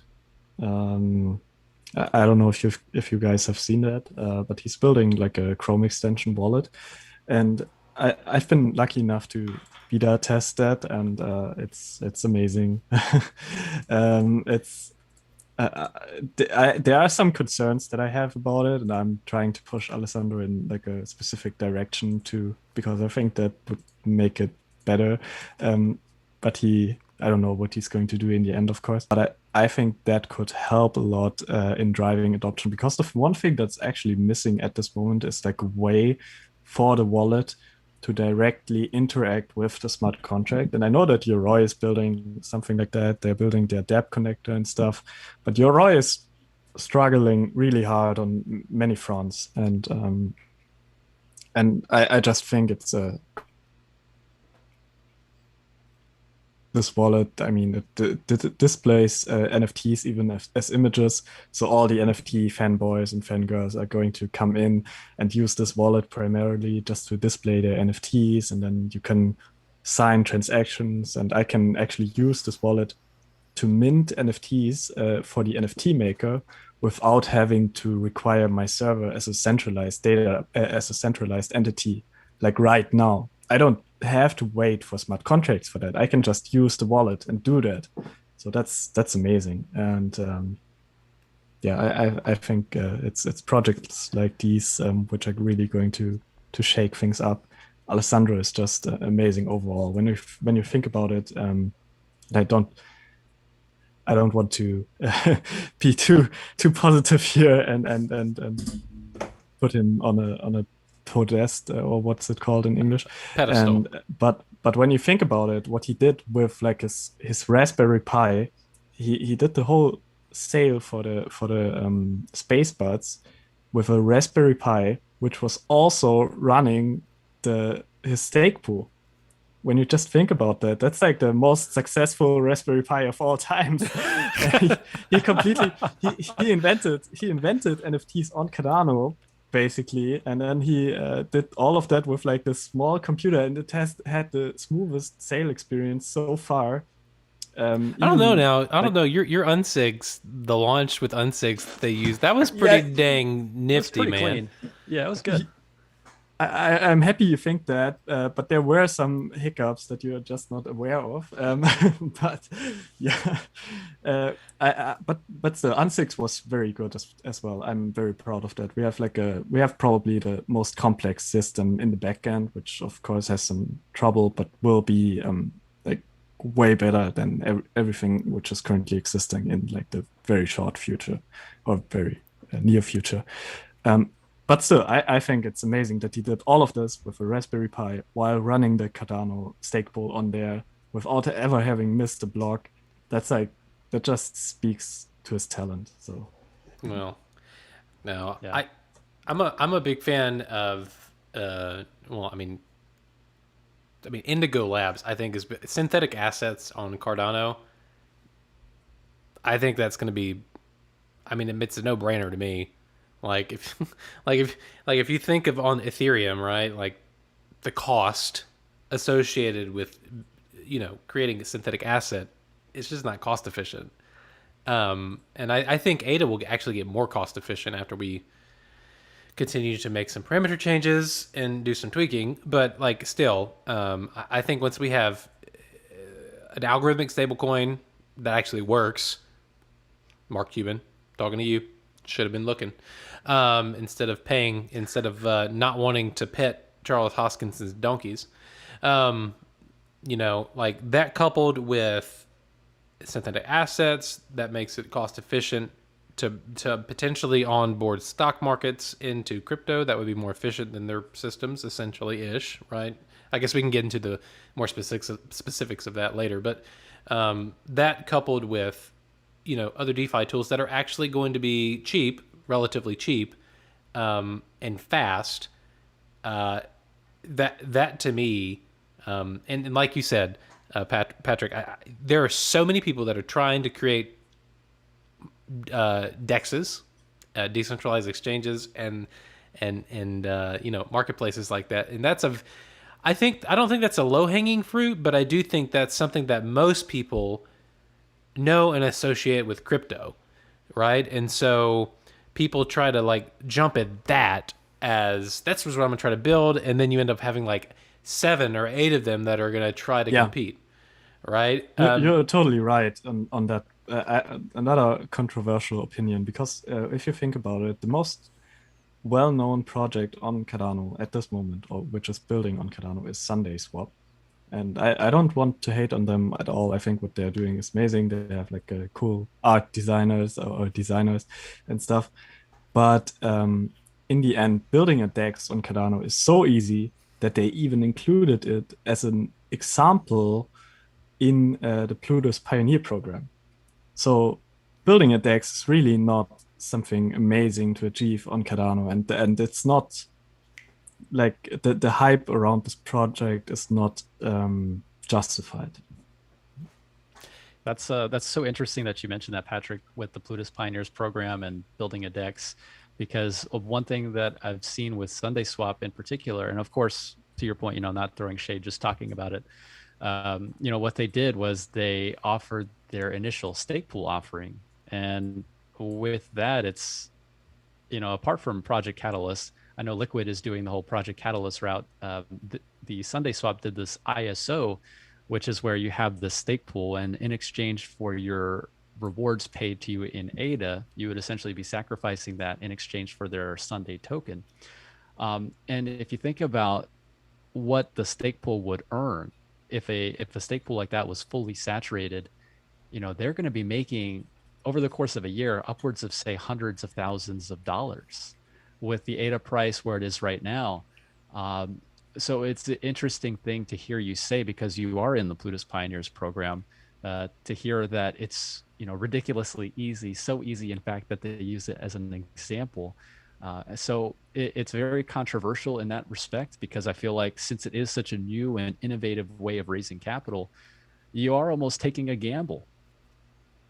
But it'll be interesting to see what their project can come up with. I think it's a great idea, but I don't know how I feel about their initial fundraising method with their initial stake pool offering. Let's talk about that. I actually like it. Yeah.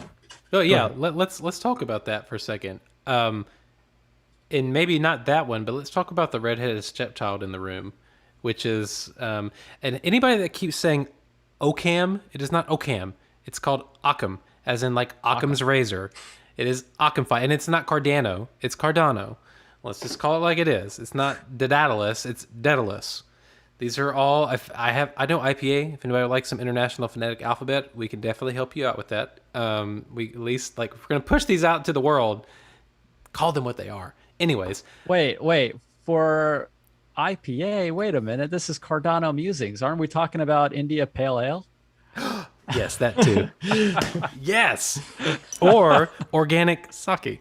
Yeah, we'll go with that. Yes. But yeah, let's talk about this for a second, because like Muse, we're gonna be getting ready to present in Project Catalyst in Fund 6. Patrick, you're going in Fund 5, right? And there are precedents being set. There are unrealistic expectations being made by community members. There's so much education that needs to happen in the space to make people participating in Catalyst more efficient users of that entire governance model, in my opinion. But let's talk about Occamfi here for a quick second, because they caused a lot of crap about launching their initial token offering or a token sale not on Cardano.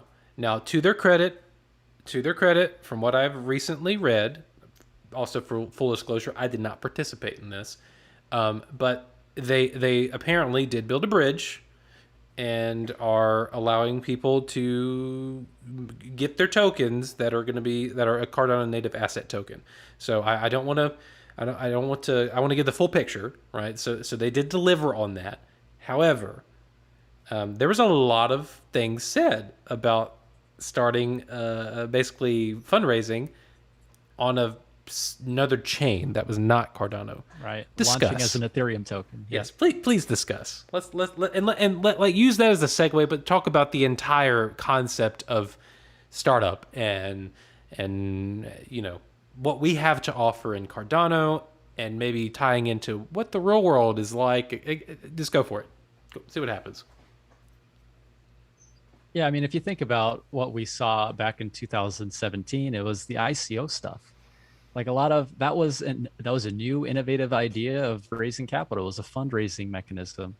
And I think what we're seeing now with a lot of these new projects coming on Cardano is something very similar with all these different methods of raising capital. We've got what we were talking about earlier with the ISO, we've got Project Catalyst. But what's interesting about what we saw with Occam is they had launched their token on Ethereum. And they had actually reached out to me. They wanted to do the interview and all that kind of stuff. And they wanted to talk about their token. And guys, I tell you what, one of the things that's kept me away from a lot of these early projects that have these token launches is the regulatory issues that I feel that will come later down in the line that they might not be thinking about at the moment, because what are they looking at right now? They're trying to get a hold of as much money as fast as possible. And, looking at it from a content creator standpoint, how do I know if this project isn't going to go belly up or if they're not going to exit scam? So you have to be so, so careful, which is one of the reasons why I'm just very cautious about everything that's happening right now. But yeah, I mean, as far as what they did, launching an Ethereum token and then saying that they're going to be building on Cardano, it's almost like it's like, hold on, wait a minute. That doesn't make any sense. It's kind of like an oxymoron or something like that. When the NFT Maker first launched, many people reached out to me, like investors from around the world, which was totally crazy. We had like talks about some people wanted to do also an ERC20 token launch simply to get all these launchpad people in and get money in. Some people wanted to do like a normal Cardano NFT, or not NFT, Cardano token launch, which was more interesting. I had one talk with like an exchange, which I'm not going to name, which actually wanted to do like an approved token launched, which is legally correct and all that. So that's very cool. It all got pushed back because I don't want to launch a random token just to make some money. If I launch a token, I want to have it utility and be useful for the project, right? So yeah, I was very skeptical with Occam, as you say. Or is it Occam? Yeah. Yeah. and I think they're delivering now. I have a way better feeling about them now that they're actually putting stuff out and they're announcing new stuff all the time. That's very cool. I mean, Cardstarter, on the other hand, hasn't really done that much as far as I know. For the listeners it's that are watching this real fast, they might not understand what Cardstarter is. Think about Polkadot, where it has a parachain where it's launching. Think about it's like a launch pad, right? It's almost redundant. You already have a mechanism to crowd fund, and what they're essentially doing is creating a secondary layer to do more crowd funding to launch a project. That's almost what it feels like to me. I think it's a little bit different because Is it? it's more like project accelerators. So like people invest into your project and they don't just vote for it. And people who invest might have very different opinions on the project than just regular voters. I think like Project Catalyst is of course amazing and the gold standard, and it's going to change everything. I think we all have that feeling, but at the moment, Project Catalyst is not a viable solution for most projects, in my opinion. It does work very well with Liquid, mainly because DC is an amazing spokesperson and he just goes onto every podcast and every show and he just goes on there and speaks in like his perfect manner, and that's why they get so much funding, and it's amazing, of course, because they're an amazing project. But for most other projects, they require more money and they don't have the following required to get them the funding on social media. So it's very hard, and there are many great proposals in Catalyst, but then they ask for $40,000 or maybe like $100,000, and then people say, okay, that's so much money. What do you need $100,000 for? And the reality is $100,000 in the grand scheme of things is nothing. You can if you get funding for $100,000 in Germany, you pay like what 30% taxes on that here. So you're left with $70,000, which in euro is like 50,000 euros, and you can pay like one developer for half a year. So it's not a lot of money, and that's like the problem with democracy almost. If you think about like what the budget plans for your state and your country is, they spend a lot of money, and it's almost like weird how much money they spend on certain aspects. But when you have like a direct democracy, like we have it on Cardano, people will always question: is that like too much money, and or is that enough, or I don't know. And of course, that's in theory a good thing, but it also leads to a lot of controversy around just the amount that you're asking for. And just like the specific example of the NFT maker, and I'm sorry that I'm rambling here so much, but No. NFT maker is asking for $40,000 in Fund 5, which is not little, but it's also not super much. Considering that we have to pay taxes and that we have to start a company here and that we have to do all kinds of stuff, pay lawyers to do the legal stuff and all that, it's going to be gone in like a heartbeat almost.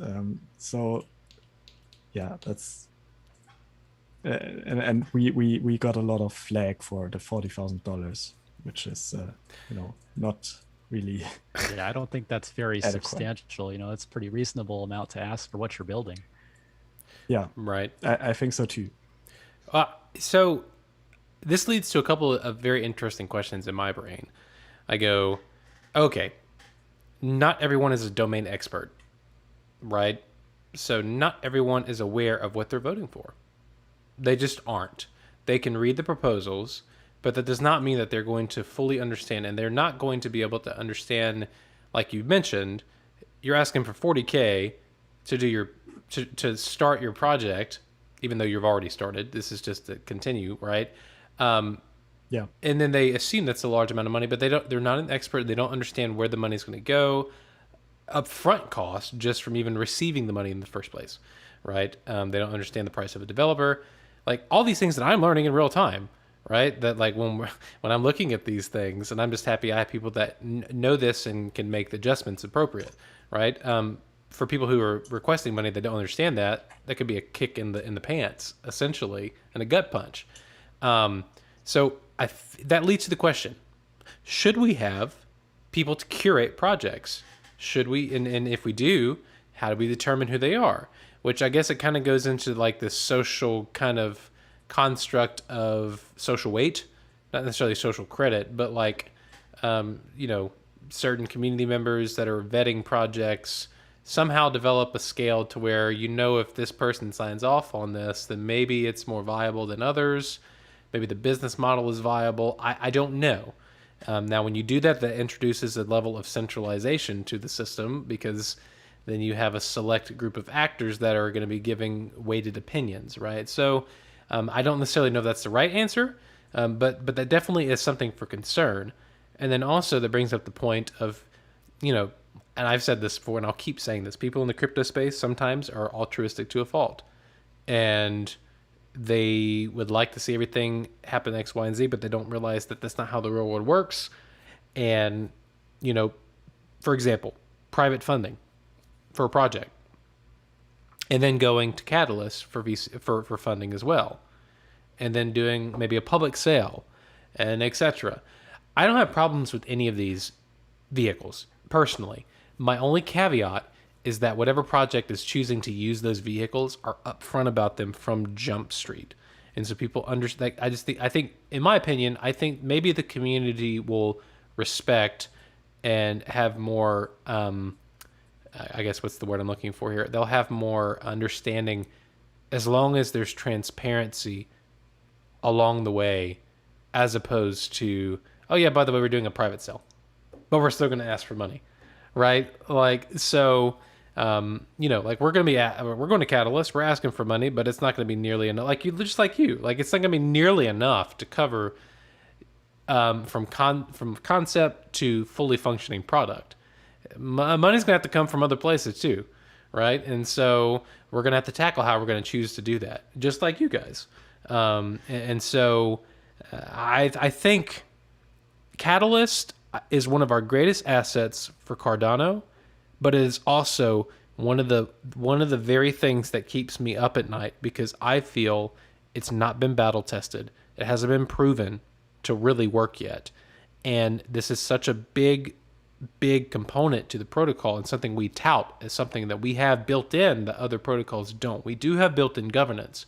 However, it's still an experiment. It is a social experiment, and having a political science wife that keeps me very down to earth with like America, our elections, the percentage of people that actually participate in elections. If it was actually 100%, we'd have a very different looking country right now. Just in compare, I'm not saying either way is good or bad. I'm just saying that's the facts, right? And so until Project Catalyst really proves to get a large portion of ADA holders involved and a large portion of ADA holders somewhat educated about what they're voting for, it's still an experiment, and it can either be our greatest asset or our Achilles heel, in my opinion.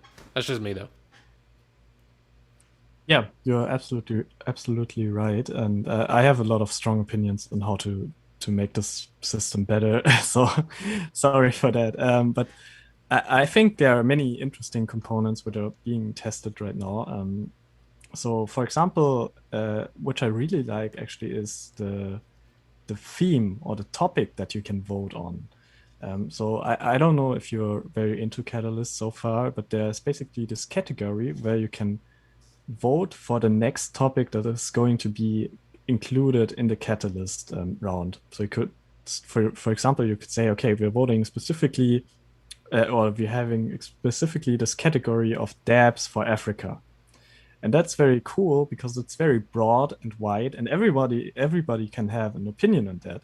So I think that's what's going to be like the main thing that people vote on if they aren't really into the details of the whole Cardano protocol or development or dApp scene. They just want to see, okay, Cardano should go into this overall direction. They want to steer the ship basically, and then and the best way to do that is by voting voting for these categories, and then in like the more specific details, you could delegate your vote to the random other person that you trust. So, for example, Kaizen, because he's very into like the whole educational part of Cardano, and he talks to like a lot of projects and a lot of people, and he's probably very educated on this part and knows what to do and what to vote for.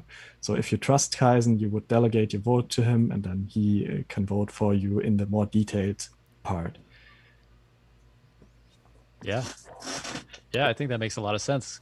It kind of goes back to what we were talking about earlier with the like the stake pool operator being this kind of representative democracy. You know, I think we'll see that as well with Catalyst. Maybe somebody who doesn't have 500 ADA, right? The minimum is 500, but if you think about the new people coming in, maybe they're looking at 500 ADA and they're just like, wow, how do I come up with that? I mean, there are a lot of really good ideas, but I'm not able to participate because I don't have the minimum. So yeah, it's a possibility for sure. I mean, I in Muse Stake Pool Telegram, we've had people that go, "Hey, there's too many projects to look at. What are you guys voting for?" I mean, and they've asked, and you know, and we've given some. I've given some, and then one other individual mentioned, well, there's also downvotes. You get downvote power too. And that's also it's a double-edged sword, right? And that's also something that you should wield with discretion, but you should utilize it. And I very promptly said, listen to him. He is correct. And so yeah, I do think, and I guess this just kind of goes back to our original thing. Stake pool is what it means to be a stake pool and a stake pool owner, and somebody running a pool. It's evolving. and it's no longer I got a computer. I'm gonna spin up a node and some relays, and off we go. Now it's now it's like, okay, I mean, you could think of it as almost as like oracles. It's like, all right, you trust the source of truth. Tell me what's going on in the world of Cardano, because I do my day job and I don't have time to watch all this and unhealthy obsession. Give me the skinny, right? And so I don't know. I feel like we're finding ourselves more and more in that particular position, for better or for worse, but still there. Yeah, yeah, and you've got a whole bunch of different roles within Catalyst too. Like you've got the community advisors, you got a whole bunch of people who are looking at these proposals and reviewing them. And then if you think about who is actually voting on these proposals, like you were saying, Ryan, it's like they've got so many different options. They just want the dry and dirty, right? Like they want to keep things very simple. And with all these proposals to look at, it's like, how do you find the time as well? So I think we will actually see some type of class within the ecosystem of people who have gone in there, studied these proposals, have formulated a really well-developed opinion on, okay, this one is viable, it could be beneficial to see it get funded, and this one's not. So Isn't I there? think we will see that. Isn't there? Is it the crypto drip? Do they? Yeah, I feel like that's like a Is news it a website, news? something. There is already a Twitter profile and that actually does they might do news and they'll talk about catalyst proposals and give a skinny just a consolidation of what this thing is about. It might not be the crypto drip. I could be off. I can't remember exactly who it is. There are some problems with the Catalyst Oh, community it's advisors at Ada the Ada moment. Pulse. Ada Pulse. Ada That's what it Pulse? is. Ada Pulse. Yep. There you go. Yeah, so I mean, the obvious thing with the community advisors at the moment is that they, in the end, decide who gets the funding. That's like the harsh truth, because they decide the ranking, and if they say you get 5 stars, you're gonna get funding. If they say you get 1 star, you're not gonna get funding. And the problem here is that these advisors are not selected in any way. They're just random people that advise. So it's like it's not ideal, and I'm very lucky. If I calculated correctly with the NFT maker, we're gonna get like 4 stars or so, which is Only four fine, stars. I guess. Yeah, there were some really bad assessments. I was very pissed What? because they're just You plain have wrong you on have a so many working levels. product. Like, how many other Yeah. catalyst proposals can we go in there as like, yes, we like funding. Side note, we've already actually kind of built the prototype by ourselves on our own time. If you'd like to give us some money to make this like even more streamlined, we'd love it. I'm sorry. That just Yeah, that's the problem with democracy. And oh god, now I'm getting really controversial. Democracy is bad. No, it's definitely not.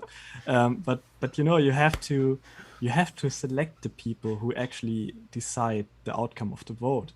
And at the moment, the advisors decide the outcome of the vote. That's definitely not the way to go, and it's really bad in my opinion. So we need to change it as soon as possible. hey, look, they have a saying: American politics thrives on the ignorance of the governed. There you go. This is what it is. I'm an American. Not only American one. That's the modern democracy. Yeah, right. Don't look over here. Don't look over there. Yes. No, I'm with you. Oh man. No, that's fair. And I think Pritesh, you said this also. I mean, it's about time. It's about time. We need to have the voting system, and we need to have Catalyst baked in to the apps. Like it needs to get there. That needs to be on a high priority. I cannot speak to the technicals behind that, but and all this is going to happen after smart contracts. But still, third party application to get your to be able to vote. It's great for like alpha, right? That's fine. I get it. And maybe even beta, maybe. But by the time we get to like double digit funding rounds, I would really, really, really, really, really, really hope it's baked in. Just Yes. me. And then being able to to be able to oh, what is it? I think like pool operators, right? Like your pledge wallet, you have to move it out of a hard key into a wallet that's not hard key protected to actually cast your vote, right? No, you don't have Did to they fix that anymore. finally? You can. Yeah, Yeah, they did. Ada I Lite voted is the with the trace. solution. Yeah, Yeah, exactly. yeah, Okay. Ada Lite. That's the solution. Ada Light, gotta love it. Oh, somebody that said I don't. Ada Lite is very underrated. I have to be honest. I haven't really used Ada Light very much. I haven't. Now I kind of want to go use it some a little bit. Patrick, did we get you 2 new delegators? Apparently, Yeah. Oh, Yeah, I think the live stream was successful. boom. yeah. we should do more of these. I mean, hey, look, I think they're fun. I'm just saying we can get some like Yeah, questions. I really enjoyed it. We've been going for like 2.5 hours. Holy crap! Oh my god. Doesn't even feel like it. No, and we still have. Yeah. Okay, well, I'm okay with this. Hey, listen, this needs to be like I don't know, like by like every 2 weeks. I don't know. What do you guys think about this? Maybe not this We'll long. see. Maybe not this long in the I'm format. a busy person. Yes, you are. Yeah. You got to get your. I think it'd be a lot of fun. You get to get your thesis statement, not statement, your paper done. Looking at you.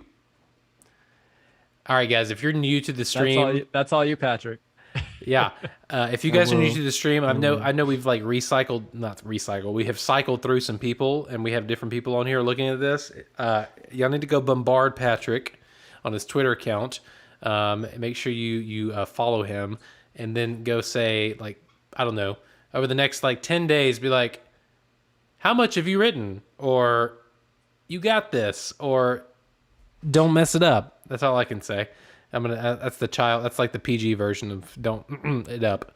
So, somebody said do it monthly. Nice. I'm okay with monthly. That's fine by me. Yeah, monthly is great. That Yeah, gives I'm us fine with that. that gives like enough stuff to happen within the space between sake bottles for me. By the way, guys, are you excited for Cardano 360? I am. Yes. I want to know what color of the rainbow Super we're going to be excited. at. There is so much going to happen. I'm so excited. Yeah, there with are you on many projects are going to make an appearance there. So Oh, Oh, is Patrick, he hinting? Is that a hint? Oh. have you I don't recorded know already? if I can say anything. Have you pre-recorded, Patrick? This is like a sneak preview right I'm here. telling you. All right, guys. If you've been Wait a hanging, minute. if you've been with us for like 2 hours and 47 minutes, you just got a little gold nugget right there. Okay, I see you. Patrick, somebody said, "Yo, Patrick, in Epic 274, I am part of Babel." Now, is this like the Tower of? Welcome to Babel. Oh, you calling it Babel? Okay, is it like the Tower of? I call it Babel, but it's probably wrong pronunciation. It's okay. So, Is it like- it's about the Tower? of Babel? Oh, nice. Well played. Okay, I'm with it. Are Yeah, you like? I know, in Berlin we have all this Babylonian stuff. Oh my god, is that hard in English? And Babylonian. and yeah, Babylonian. Oh my god. Okay. And I've I'm been the one that's- fascinated by these Ishtar gates. I'm not sure if you're aware of them. They're like these blue gigantic gates, and you can just walk through them. And they have the originals in Berlin in this gigantic museum. So that's like my historic building basically. So Oh, that's fantastic. I mean, I knew about the gates. I didn't know they were in Berlin, though. That's awesome. Okay. yeah, I mean, a lot of old buildings from other countries are in Berlin and London because they they basically stole it. I'm reminded when I go. I'm an Italophile. I love Italy, but I'm reminded every time I go. It's like there's the obelisk. Oh, that is not from here. How many things? How many things around the city are not from here? Okay, all right then. Well, there you go.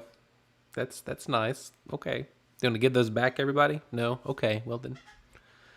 Yeah. Yeah. I mean, Oh, it is what it is. Yeah, they've considered it a done deal by this point.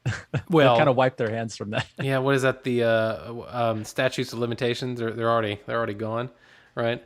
So, guys, okay, I have a question. We're coming up on the 250 mark. I'm pretty sure we probably want to get off here before the 3 hour mark, or maybe we want to go to the even 3 hour. What is one thing that you want the listeners to know, at least from this live stream? What do you want them to know? Ooh, that's a loaded question. Oh, never. What do I want the listeners to know? Okay, I got one. I got one. So if I could say one last thing about the conversation today. By the way, Ryan, thank you so much. I mean, this was a lot of fun. Patrick, also, I really just enjoyed the time talking to you guys. I would say it's we're still early days. That's what I would say to everybody watching right now. One thing that I would say is, if you're able to find the vision of Cardano and you see that it resonates with you on a personal level, best thing you can do is pick up a shovel and start digging. We're all in this trying to make Cardano ecosystem a better place, and every little thing that each individual person contributes, it's going to add up to a lot. And just to see the space evolve so much since back in 2017 to where it is now, it's like, can you imagine the next 5 to 10 years, like we were talking about in this live stream? It's going to be an exciting time. Spot on. Very wise words, definitely. Patrick, what controversial thing do you have to leave the listeners with? Kill all multi-stake pool SPOs. No, just kidding. Yeah. No holding back. I got hot in here. I'm having a hot flash right now. Okay. It's so hot in here too, but it's not about the controversial statements. It's just very, very warm in Germany at the moment. Oh no! You need to come to I sorry. No, I was telling you to come to Texas, and I thought about that again. I went, no, don't come to Texas because ERCOT's going to turn off our energy. Don't do that. Just stay where you are. Okay, no, I don't really plan on going to Texas in the next few months. But the thing is, I truly believe that we're entering like a new age in this century. I think there are so many things happening right now which are just extremely exciting to me, and I don't know if it's going to be better or worse than the last last 10 years, last epoch basically.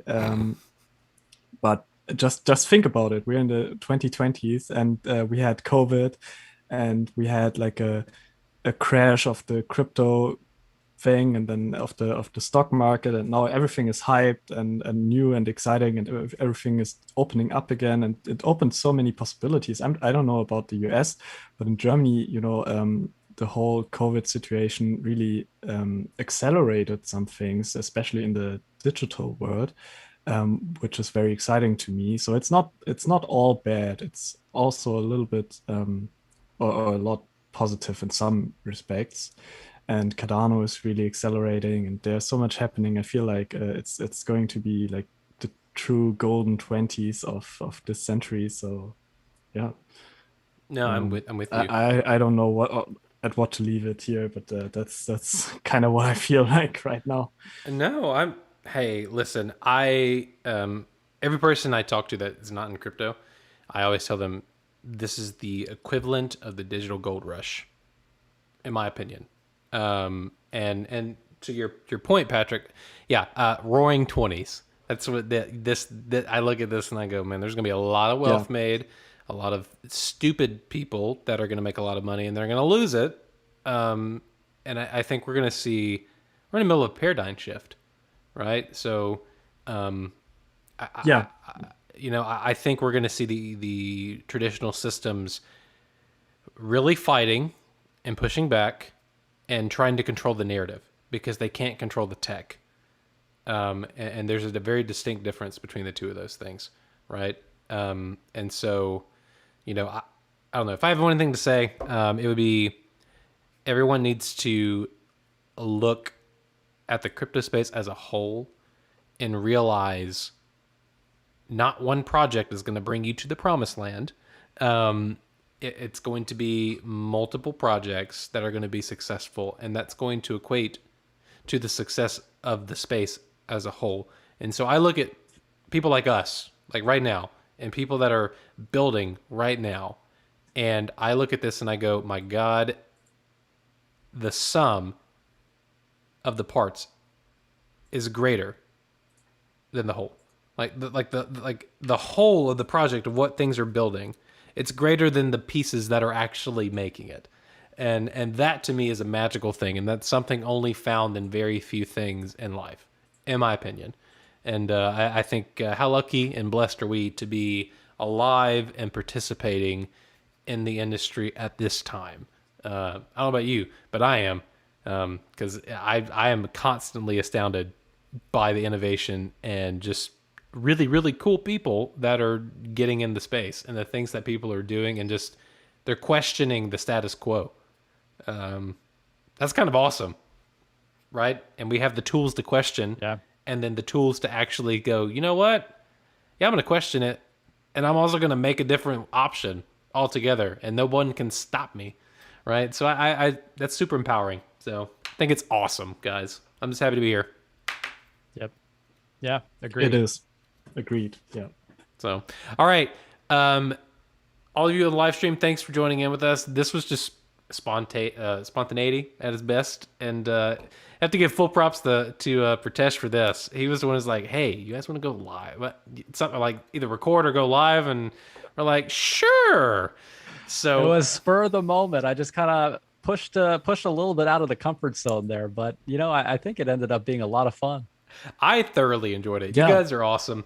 Guys, if you have not followed these two gentlemen, please do that and go support what they're doing, because they're both doing great things. They're tackling different problems from different directions.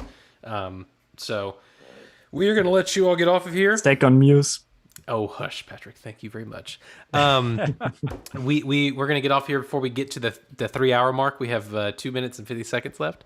So I'm going to end the stream now. Guys, you all watching at home, have a fantastic evening, and we'll be back in like a month, maybe with extra person. I don't know. Who knows? Hey, All right. hey. Cheers. Thanks, everybody. Take care. Thank you.